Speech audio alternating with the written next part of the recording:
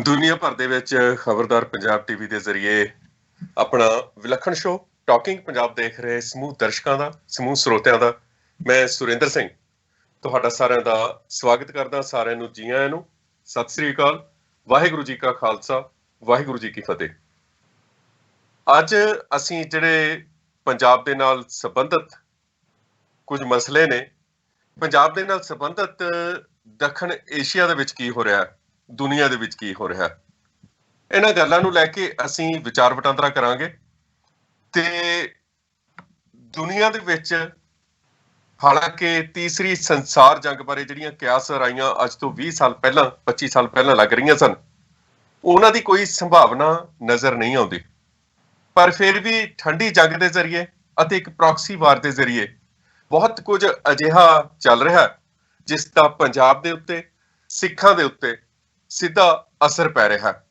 ਤੇ ਇਹ ਅਸਰ ਕਿਵੇਂ ਪੈ ਰਿਹਾ ਤੇ ਇਸ ਦੇ ਆਲੇ ਦੁਆਲੇ ਦੀ ਜਿਹੜੀ ਜੀਓਪੋਲਿਟਿਕਸ ਹੈ ਉਹ ਕੀ ਹੈ, ਇਹਦੇ ਬਾਰੇ ਅਸੀਂ ਅੱਜ ਵਿਚਾਰ ਚਰਚਾ ਕਰਾਂਗੇ ਕਿ ਚੀਨ ਭਾਰਤ ਦਾ ਸਰਹੱਦੀ ਮਸਲਾ ਅਤੇ ਨਵੀਂ ਸੰਸਾਰ ਗੁੱਟਬਾਜ਼ੀ, ਨਵੀਂ ਸਫਬੰਦੀ, ਇਹ ਕੀ ਹੈ ਤੇ ਇਹ ਜਦੋਂ ਕਾਰਜਸ਼ੀਲ ਹੁੰਦੀ ਹੈ ਤਾਂ ਇਸ ਦਾ ਸਿੱਖਾਂ ਦੇ ਉੱਤੇ ਕੀ ਅਸਰ ਪੈਂਦਾ।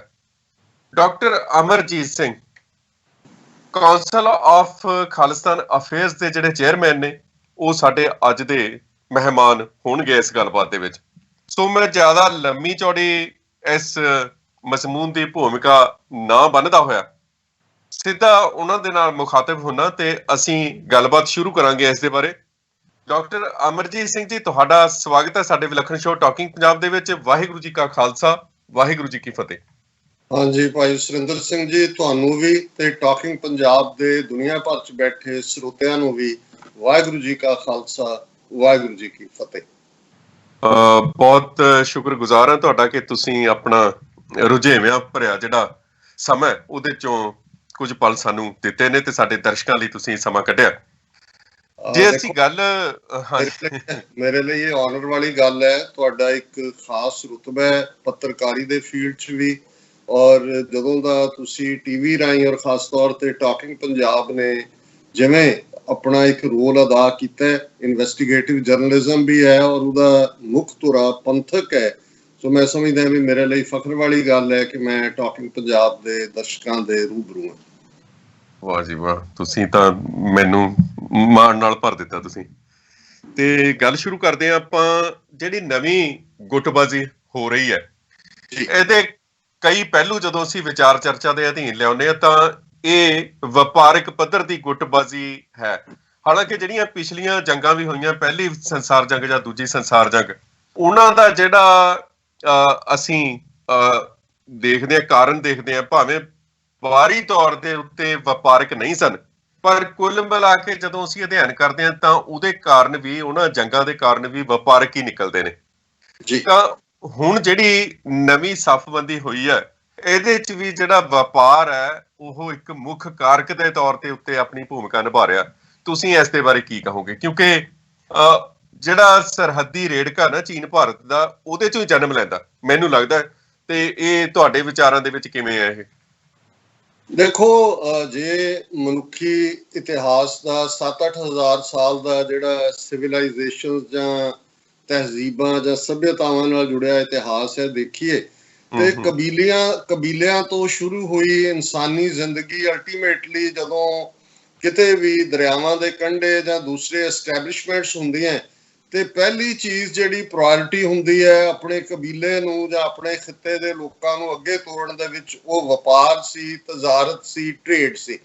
ਔਰ ਜੇ ਅਸੀਂ ਈਵਨ ਉਹਨਾਂ ਟ੍ਰੇਡ ਰਾਊਟਸ ਦੀ ਗੱਲ ਵੀ ਕਰੀਏ, ਕਿਉਂਕਿ ਅੱਜ ਜਦੋਂ ਅਸੀਂ ਦੁਨੀਆ ਦੇ ਵਿੱਚ ਇੱਕ ਨਵੀਂ ਸਫਬੰਦੀ, ਇੱਕ ਪਾਸੇ ਚੀਨ ਹੈ, ਦੂਸਰੇ ਪਾਸੇ ਅਮਰੀਕਾ ਦੇਖੀਏ, ਤਾਂ ਫਿਰ ਨਜ਼ਰਾਂ 'ਚ ਉਹੀ ਸਿਲਕ ਰਾਊਟ ਜਿਹੜਾ ਅੱਜ ਇਕਨੋਮਿਕਲ ਕੋਰੀਡੋਰ ਜਾਂ one belt one road initiative ਦੇ ਥੱਲੇ ਆ ਰਿਹਾ ਹੈ। ਤੇ ਜੇ ਸਿਲਕ ਰਾਊਟ ਦੀ ਜਿਹੜੀ ਹੈ ਉਸ ਦਾ ਪਿਛੋਕੜ ਦੇਖੀਏ ਤੇ ਉਹ ਹਜ਼ਾਰਾਂ ਸਾਲ ਮਿਲੇਨੀਅਮਸ ਬੈਕ ਜਾਂਦਾ ਹੈ, ਕਿਉਂਕਿ ਇੱਕ ਜ਼ਮਾਨਾ ਸੀ ਚੀਨ ਦੇ ਵਿੱਚ ਇੱਕ ਖਾਸ ਕਿਸਮ ਦਾ ਸਿਲਕ ਹੁੰਦਾ ਸੀ ਜਿਹਦੀ ਦੁਨੀਆ ਭਰ 'ਚ ਮਾਰਕੀਟ ਸੀ, ਔਰ ਉੱਥੋਂ ਹੀ ਜਿਹੜੇ ਵਪਾਰੀ ਜਾਂਦੇ ਸੀ। ਹਾਲਾਂ ਬਹੁਤ ਸਾਰੀਆਂ ਚੀਜ਼ਾਂ ਉਹਦੇ ਨਾਲ ਜੁੜੀਆਂ ਹੋਈਆਂ ਨੇ, ਤੇ ਜੇ ਸਿੱਖ ਰਾਜ ਦੇ ਹਵਾਲੇ ਨਾਲ ਅਸੀਂ ਗੱਲ ਕਰੀਏ ਤੇ ਫਿਰ ਲਦਾਖ ਅੰਮ੍ਰਿਤਸਰ ਰਾਊਟ ਜਿਹੜਾ ਅੰਮ੍ਰਿਤਸਰ ਵਿਦਨ 400 ਇਅਰਸ ਗੁਰੂ ਰਾਮਦਾਸ ਜੀ ਨੇ ਉਸ ਚੱਕ ਰਾਮਦਾਸ ਨੂੰ ਵਸਾਇਆ ਔਰ ਸਭ ਤੋਂ ਜ਼ਿਆਦਾ ਤਜ਼ਾਰਤ ਦਾ ਕੇਂਦਰ ਅੰਮ੍ਰਿਤਸਰ ਮਹਾਰਾਜਾ ਰਣਜੀਤ ਸਿੰਘ ਦੇ ਪੀਰੀਅਡ 'ਚ ਬਣਦਾ ਹੈ ਔਰ ਉਹਦਾ ਕਾਰਨ ਵੀ ਇਹ ਇੱਕ ਇੰਟਰਨੈਸ਼ਨਲ ਰਾਊਟ ਸੀ ਕਿਉਂਕਿ ਲਦਾਖ ਤੱਕ ਤੋਂ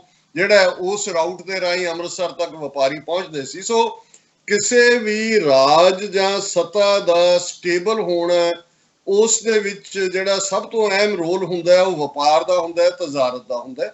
ਔਰ ਜਿਸ ਮੁਗਲ ਰਾਜ ਦੇ ਨਾਲ ਅਸੀਂ ਇੱਕ ਸਦੀ ਲੜੇ ਇਸ ਗੱਲ ਦਾ ਧਿਆਨ ਰਹੇ ਕਿ ਉਸ ਜ਼ਮਾਨੇ 'ਚ ਦੁਨੀਆ ਦੇ ਵਿੱਚ ਜਿੰਨੀ ਗਲੋਬਲ ਟ੍ਰੇਡ ਸੀ ਉਹਦਾ 22% ਜਿਹੜਾ ਹੈ ਉਹ ਮੁਗਲਿਆ ਭਾਰਤ ਦੇ ਕੋਲ ਸੀ।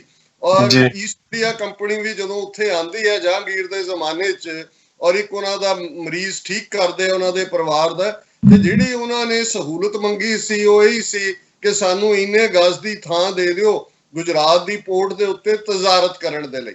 ਸੋ ਈਸਟ ਇੰਡੀਆ ਕੰਪਨੀ ਜਿਹੜੀ ਹੈ ਹੀ ਤਜ਼ਾਰਤੀ ਕੰਪਨੀ ਸੀ, ਕਿਵੇਂ ਉਹਨੇ ਲਗਭਗ 200 ਸਾਲ 'ਚ ਸਬ ਕੰਟੀਨੈਂਟ ਹੜੱਪਿਆ ਹੈ ਇਤਿਹਾਸ ਦਾ ਇੱਕ ਵਿਸ਼ਾ।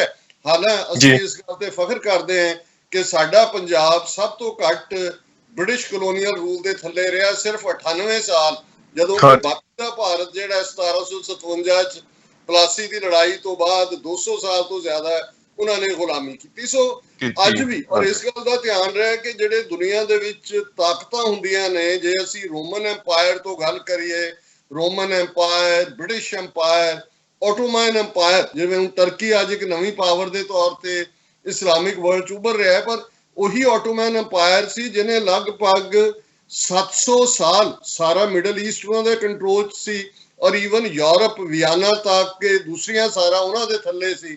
ਫਿਰ ਬ੍ਰਿਟਿਸ਼ ਐਮਪਾਇਰ ਜਿਹਦੇ ਬਾਰੇ ਕਿਹਾ ਜਾਂਦਾ ਸੀ ਕਿ ਵੀ ਇਹਨਾਂ ਦੇ ਰਾਜ ਕਦੇ ਸੂਰਜ ਨਹੀਂ ਛੁਪਦਾ ਉਹਨਾਂ ਦਾ। ਔਰ ਸੈਕੰਡ ਵਰਲਡ ਵਾਰ ਬੇਸ਼ੱਕ ਉਹਦੇ 'ਚ ਬ੍ਰਿਟਿਸ਼ ਐਮਪਾਇਰ ਜਾਂ ਉਹਨਾਂ ਦੇ ਅਲਾਈਜ਼ ਜਿੱਤਦੇ ਨੇ ਪਰ ਉਹ ਇੰਨੇ ਕੁ ਕਰਜ਼ਾਈ ਹੋ ਜਾਂਦੇ ਨੇ ਕਿਉਂਕਿ ਅਸੀਂ ਆਰਥਿਕਤਾ ਤੋਂ ਸ਼ੁਰੂ ਕਰ ਰਹੇ ਹਾਂ। ਦੁਨੀਆ ਦੇ ਇਨਸਾਨੀ ਇਤਿਹਾਸ 'ਚ ਲੜਾਈ ਦਾ ਬੇਸ ਹੀ ਆਰਥਿਕਤਾ ਰਿਹਾ ਹੈ। ਔਰ ਜੇ ਇਹਨੂੰ ਅਸੀਂ ਦੇਖੀਏ ਕਿ ਵੀ ਬ੍ਰਿਟਿਸ਼ ਦਾ 60 ਦੇਸ਼ਾਂ ਨੂੰ ਅਗਲੇ 10-12 ਸਾਲਾਂ 'ਚ ਆਜ਼ਾਦੀ ਦੇਣਾ ਇਸ ਲਈ ਨਹੀਂ ਸੀ ਕਿ ਉਹਨਾਂ ਦੀ ਪਹੁੰਚ ਬਦਲ ਗਈ, ਪਰ ਉਹ ਇੰਨੇ ਕਰਜ਼ਾਈ ਹੋ ਗਏ ਸੀ ਕਿ ਉਹ ਉਹਨਾਂ ਨੂੰ ਹੋਲਡ ਨਹੀਂ ਸੀ ਕਰ ਸਕਦੇ ਲੰਬਾ ਵਕਤ। ਔਰ ਸੈਕੰਡ ਵਰਲਡ ਵਾਰ ਦੇ ਨਾਲ ਬ੍ਰਿਟਿਸ਼ ਐਮਪਾਇਰ ਇੱਕ ਸੈਕੰਡ ਰੇਟ ਪਾਵਰ ਬਣ ਗਿਆ ਔਰ ਜਿਹੜੀਆਂ ਨਵੀਆਂ ਦੋ ਪਾਵਰਸ ਉੱਭਰੀਆਂ ਜ਼ਾਹਰ ਹੈ ਸੋਵੀਅਤ ਯੂਨੀਅਨ, ਜਿਨ੍ਹਾਂ ਨੇ ਕਦੇ ਸਟਾਲਿਨ ਨੇ ਹਿਟਲਰ ਦੇ ਨਾਲ ਵੀ ਸਮਝੌਤਾ ਕਰਕੇ ਬਾਲਟਿਕ ਸਟੇਟਾਂ ਲਿਥੁਆਨੀਆ, ਲਾਤਵੀਆ, ਐਸਟੋਨੀਆ ਦੱਬੀਆਂ ਸੀ ਔਰ ਦੁਨੀਆ 'ਚ ਇੱਕ ਨਵੀਂ ਸਫਬੰਦੀ ਸ਼ੁਰੂ ਹੋਈ। ਅਗੇਨ ਦੇਖਣ ਨੂੰ ਬੇਸ਼ੱਕ ਅੱਜ ਦੀ ਜਿਹੜੀ ਸਫਬੰਦੀ ਹੈ ਉਹ ਜ਼ਿਆਦਾ ਖਤਰਨਾਕ ਹੈ ਸੋਵੀਅਤ ਯੂਨੀਅਨ ਔਰ ਅਮਰੀਕਾ ਜਾਂ United States of America the cold ਵਾਰ ਨਾਲੋਂ, ਕਿਉਂਕਿ ਸੋਵੀਅਤ ਯੂਨੀਅਨ ਕੋਈ ਵੱਡੀ ਟ੍ਰੇਡ ਪਾਵਰ ਨਹੀਂ ਸੀ ਜਾਂ ਉਹਨਾਂ ਦੇ ਕੋਈ ਵਪਾਰਕ ਇੰਟਰਸਟ ਕਲੈਸ਼ ਨਹੀਂ ਸੀ ਕਰਦੇ ਜਿਵੇਂ ਅੱਜ ਚਾਈਨਾ ਅਮਰੀਕਾ ਦੇ ਕਰਦੇ ਨੇ। ਹਾਂ, ਉਹਦੇ 'ਚ ਆਈਡੀਓਲੋਜੀ ਵੀ ਇੱਕ ਜ਼ਰੂਰ ਸੀ ਔਰ ਲਗਭਗ ਅੱਧਾ ਸੰਸਾਰ, ਔਰ ਜਿਵੇਂ ਤੁਸੀਂ ਤੀਸਰੇ ਸੰਸਾਰ ਜੰਗ ਦੀ ਗੱਲ ਕੀਤੀ, ਬੇਸ਼ੱਕ 1945 ਤੋਂ ਬਾਅਦ ਤੀਸਰੀ ਸੰਸਾਰ ਜੰਗ ਨਹੀਂ ਹੋਈ, ਪਰ ਜੇ ਤੁਸੀਂ 1945 ਤੋਂ 1999 ਤੱਕ ਜਦੋਂ ਸੋਵੀਅਤ ਯੂਨੀਅਨ ਦੇ 15 ਟੁਕੜੇ ਹੁੰਦੇ ਨੇ ਦੇਖੋ, ਤੇ ਇਸ ਪੀਰੀਅਡ 'ਚ ਦੁਨੀਆ 'ਚ ਜ਼ਿਆਦਾ ਲੋਕ ਮਾਰੇ ਗਏ। ਜੇ ਤੁਸੀਂ ਦੋਨੋਂ ਵਰਲਡ ਵਾਰਸ ਦੀਆਂ ਕੈਜੂਅਲਟੀਜ਼ ਨੂੰ ਜਮਾ ਵੀ ਕਰ ਲਓ ਉਸ ਤੋਂ ਵੀ ਜ਼ਿਆਦਾ ਬਿਲਕੁਲ ਹੈ। ਉਹ ਕੋਰੀਅਨ ਵਾਰ ਹੋਏ, ਵੀਅਤਨਾਮ ਵਾਰ ਹੋਏ, ਕੰਬੋਡੀਆ ਹੋਏ, ਸਾਊਥ ਦੇ ਵਿੱਚ ਨਿਕਾਰਾਗੁਆ, ਇਕਵਾਡੋਰ, ਕਿਉਂਕਿ 70 ਤੋਂ ਜ਼ਿਆਦਾ ਦੇਸ਼ਾਂ 'ਚ ਪ੍ਰੋਕਸੀ ਵਾਰਸ ਜਿਨ੍ਹਾਂ ਨੂੰ ਦੋਵੇਂ ਪਾਸੇ ਹੀ KGB ਔਰ CIA ਦੋਨੋਂ ਹੀ ਫੰਡ ਕਰ ਰਹੇ ਸੀ, ਉਹਨਾਂ ਨੇ ਬਹੁਤ ਤਬਾਹੀ ਮਚਾਈ। ਔਰ ਇਹ ਲੱਗਦਾ ਸੀ ਕਿ 1999 'ਚ ਸੋਵੀਅਤ ਯੂਨੀਅਨ ਦੇ ਕਲੈਪਸ ਹੋਣ ਤੋਂ ਬਾਅਦ ਅਮਰੀਕਾ ਇੱਕ ਸੁਪਰ ਪਾਵਰ ਦੇ ਤੌਰ ਤੇ ਉੱਭਰਿਆ ਤਾਂ ਸ਼ਾਇਦ ਦੁਨੀਆ ਦੇ ਵਿੱਚ ਹੁਣ ਇਹ ਗੱਲ ਮੁੱਕ ਜਾਏਗੀ, ਪਰ ਅਸੀਂ ਦੇਖਦੇ ਹਾਂ ਕਿਉਂਕਿ ਜੇ ਤੁਸੀਂ ਵਪਾਰੀਆਂ ਦਾ ਹਾਲ ਦੇਖੋ ਅਮਰੀਕਾ ਜਾਂ ਅੱਜ ਰਸ਼ੀਆ ਜਾਂ ਫਰਾਂਸ, ਇੰਗਲੈਂਡ, ਜਿਨ੍ਹਾਂ 'ਚ ਹੁਣ ਇਜ਼ਰਾਈਲ ਵੀ ਸ਼ਾਮਲ ਹੈ, ਇਹ ਕੋਈ ਗੰਢੇ ਜਾਂ ਗੋਭੀ ਨਹੀਂ ਵੇਚਦੇ ਦੁਨੀਆ ਨੂੰ। ਸਭ ਤੋਂ ਵੱਡੀ ਇੰਡਸਟਰੀ ਜਿਹੜੀ ਹੈ ਕੰਪਿਊਟਰ ਹੁਣ ਦੇ ਪੀਰੀਅਡ 'ਚ ਆਇਆ ਉਹ ਵੈਪਨ ਇੰਡਸਟਰੀ ਹੈ। ਸੋ ਇਹਨਾਂ ਨੇ ਕਿਤੇ ਨਾ ਕਿਤੇ ਗੱਲ ਨੂੰ ਮਗਦਾ ਰੱਖਣੇ, ਇੱਕੋ ਵੇਲੇ ਐਸਟੈਬਲਿਸ਼ਮੈਂਟ ਨੂੰ ਵੀ ਹਥਿਆਰ ਵੇਚਣੇ ਨੇ ਤੇ ਜਿਹੜੇ ਉਹਨਾਂ ਦੇ ਰਿਬੈਲ ਲੜ ਰਹੇ ਹੁੰਦੇ ਨੇ ਉਹਨਾਂ ਨੂੰ ਵੀ ਵੇਚਣੇ ਨੇ। ਸੋ ਇਸ ਅੰਦਾਜ਼ 'ਚ ਅਸੀਂ ਦੇਖੀਏ ਤੇ ਵਕਤੀ ਤੌਰ ਤੇ ਸੋਵੀਅਤ ਯੂਨੀਅਨ ਦੇ ਕਲੈਪਸ ਤੋਂ ਬਾਅਦ ਇਸਲਾਮ ਨੂੰ ਟਾਰਗੇਟ ਕੀਤਾ ਗਿਆ ਔਰ ਜਿਹੜਾ ਅਸੀਂ 2001 ਤੱਕ ਦੇਖਦੇ ਹਾਂ ਕਿਵੇਂ ਉਹ ਇੱਕ ਵੱਖਰੀ ਸ਼ੇਪ ਲੈਂਦਾ ਪਰ ਕਿਉਂਕਿ 1.5 ਬਿਲੀਅਨ ਤੋਂ ਜ਼ਿਆਦਾ ਇਸਲਾਮਿਕ ਵਰਲਡ ਦੀ ਕੋਈ ਸੈਂਟਰਲਾਈਜ਼ਡ ਪਾਵਰ ਨਹੀਂ ਸੀ, ਜਿਹੜੀ ਬਣਨ ਵੀ ਨਹੀਂ ਦਿੱਤੇ ਇਹਨਾਂ ਪਾਵਰਸ ਨੇ। ਆਇਤੁੱਲਾ ਖਮੀਨੀ ਉੱਠਿਆ, ਉਹਨੂੰ ਸਨੱਬ ਕਰ ਦਿੱਤਾ ਔਰ ਅੱਧੇ ਇੱਕ ਦੇਸ਼ ਸੋਵੀਅਤ ਬਲਾਕ ਸੀ, ਅੱਧੇ ਇੱਕ ਅਮਰੀਕਨ ਬਲਾਕ ਸੀ, ਕਿਉਂਕਿ ਜਿਹੜੀ ਮੈਪ ਮੇਕਿੰਗ ਵੀ ਬ੍ਰਿਟਿਸ਼ ਕਲੋਨੀਅਲਸ ਨੇ ਕੀਤੀ ਫਸਟ ਵਰਲਡ ਵਾਰ ਤੋਂ ਬਾਅਦ ਮਿਡਲ ਈਸਟ ਜਿਹੜੀ ਟੈਰੀਟਰੀ ਆਟੋਮੈਨ ਅੰਪਾਇਰ ਤੋਂ ਲਈ, ਇਹ ਅਸੀਂ ਦੇਖਦੇ ਹਾਂ ਸਾਊਦੀ ਅਰੇਬੀਆ, ਜਾਰਡਨ ਔਰ ਇਜਿਪਟ ਔਰ ਇਹ ਸਾਰੇ ਇਹਨਾਂ ਦੀ ਮੈਪ ਮੇਕਿੰਗ ਹੈ ਆਪਣੀ ਸਹੂਲਤ ਦੇ ਲਈ। ਲੇਕਿਨ ਇਸ ਪੀਰੀਅਡ 'ਚ ਚਾਈਨਾ ਦਾ ਇੱਕ ਬੜਾ ਦਿਲਚਸਪ ਸਾਨੂੰ ਦੇਖਣਾ ਪਏਗਾ ਕਿ ਜੇ ਅਸੀਂ ਸਿਵਲਾਈਜੇਸ਼ਨਸ ਦੇ ਆਧਾਰ ਨਾਲ ਦੇਖੀਏ, ਅਮਰੀਕਾ ਦੀਆਂ 200 ਸਾਲ ਤੋਂ ਜ਼ਿਆਦਾ ਰਾਊਟਸ ਨਹੀਂ ਨੇ। ਯੂਰਪ ਦੇ ਵਿੱਚ ਬੇਸ਼ੱਕ ਰੋਮਨ ਐਮਪਾਇਰ ਚੋਂ ਇਹ ਪ੍ਰਾਈਡ ਲੈਂਦੇ ਨੇ, ਲੇਕਿਨ ਕ੍ਰਿਸਚੀਅਨਿਟੀ ਦਾ ਇੱਕ ਕ੍ਰਿਸਚੀਅਨਡਮ ਦਾ ਹੈਡਕੁਆਰਟਰ ਹੈ। ਓਲਡ ਸਿਵਲਾਈਜੇਸ਼ਨਸ ਦੇ ਵਿੱਚ ਜੇ ਅਸੀਂ ਬੈਬੀਲੋਨਿਕ ਸਿਵਲਾਈਜੇਸ਼ਨ ਦੇਖਦੇ ਹਾਂ, ਮਿਡਲ ਈਸਟ ਜਿਹੜੀ ਬਾਅਦ ਦੇ ਵਿੱਚ ਇੱਕ ਡਿਵੈਲਪਡ ਸਿਵਲਾਈਜੇਸ਼ਨ ਹੈ, ਜਾਂ ਇੰਡਸ ਵੈਲੀ ਸਿਵਲਾਈਜੇਸ਼ਨ ਦੇਖਦੇ ਹਾਂ ਜਿਹੜੇ ਸਾਡੇ ਖਿੱਤੇ 'ਚ ਮੋਹਨਜੋਦਾੜੋ ਜਾਂ ਹੜੱਪਾ ਜਿਹਦੇ ਈਸਟ ਵੈਸਟ ਪੰਜਾਬ ਸਿੰਧ ਤੱਕ ਜਾਂਦਾ ਹੈ, ਤੇ ਜਾਂ ਅਸੀਂ ਚਾਈਨੀਜ਼ ਸਿਵਲਾਈਜੇਸ਼ਨ ਦੇਖਦੇ ਹਾਂ ਜਿਹੜੀ ਸਭ ਤੋਂ ਪੁਰਾਣੀ ਹੈ, 5000 ਸਾਲ ਤੋਂ ਵੀ ਜ਼ਿਆਦਾ, ਜਿਨ੍ਹਾਂ ਨੇ ਦੁਨੀਆ ਨੂੰ ਪ੍ਰਿੰਟਿੰਗ ਪ੍ਰੈਸ ਦਿੱਤੀ, ਪੇਪਰ ਦਿੱਤਾ, ਗਨ ਪਾਊਡਰ ਦਿੱਤਾ, ਬਹੁਤ ਸਾਰੀਆਂ ਇਜਾਜ਼ਤਾਂ। ਕਿਉਂਕਿ ਜਦੋਂ ਹੰਟਿੰਗਟਨ ਵਰਗੇ ਲੋਕ ਕਲੈਸ਼ ਆਫ ਸਿਵਲਾਈਜੇਸ਼ਨ ਦੀ ਗੱਲ ਕਰਦੇ ਨੇ, ਉਹਨਾਂ ਦਾ ਫੋਕਸ ਇਸਲਾਮਿਕ ਵਰਲਡ ਵੱਲ ਸੀ ਕਿ ਉਹਨਾਂ ਨੂੰ ਜਾਲ ਸਾਬਤ ਕਰਨਾ। ਪਰ ਇਸ ਦੇ ਉਲਟ ਜਦੋਂ ਚਾਈਨਾ ਦੇ ਨਾਲ ਅਮਰੀਕਾ ਦੇ ਸੰਬੰਧ ਖੁੱਲਦੇ ਨੇ, ਜ਼ੁਲਫਿਕਾਰ ਅਲੀ ਭੁੱਟੋ ਦਾ ਪਾਕਿਸਤਾਨ ਇੰਸਟਰੂਮੈਂਟਲ ਹੁੰਦਾ ਔਰ ਉਸ ਪੀਰੀਅਡ ਤੋਂ ਹੁਣ ਤੱਕ, ਅੱਜ ਜਦੋਂ ਅਸੀਂ ਗੱਲ ਕਰ ਰਹੇ ਹਾਂ ਟਰੰਪ ਦੇ ਟੇਕ ਓਵਰ ਕਰਨ ਤੋਂ ਪਹਿਲਾਂ, ਆਲਮੋਸਟ $700 ਬਿਲੀਅਨ ਦਾ ਚਾਈਨਾ ਦਾ ਟ੍ਰੇਡ ਸਰਪਲਸ ਸੀ ਅਮਰੀਕਾ ਦੇ ਨਾਲ। ਔਰ ਇੰਨੀ ਤੇਜ਼ੀ ਨਾਲ ਚਾਈਨਾ ਉਸ ਟੈਰੀਟੋਰੀ 'ਚ ਖਾਸ ਤੌਰ ਤੇ ਅਫਰੀਕਾ ਕੰਟੀਨੈਂਟ ਜਾਂ ਈਵਨ ਯੂਰਪ ਤੱਕ, ਔਰ ਉਹਦੇ 'ਚ ਇਕਨੋਮਿਕਲ ਕੋਰੀਡੋਰ ਗਵਾਦਰ ਤੱਕ, ਗਵਾਦਰ ਪੋਰਟ ਜਿਹੜੀ ਪਾਕਿਸਤਾਨ ਦੇ ਕੋਲ ਹੈ, ਉਹਦੇ ਤੱਕ ਚਾਈਨਾ ਦੀ ਪਹੁੰਚ ਹੋਣਾ।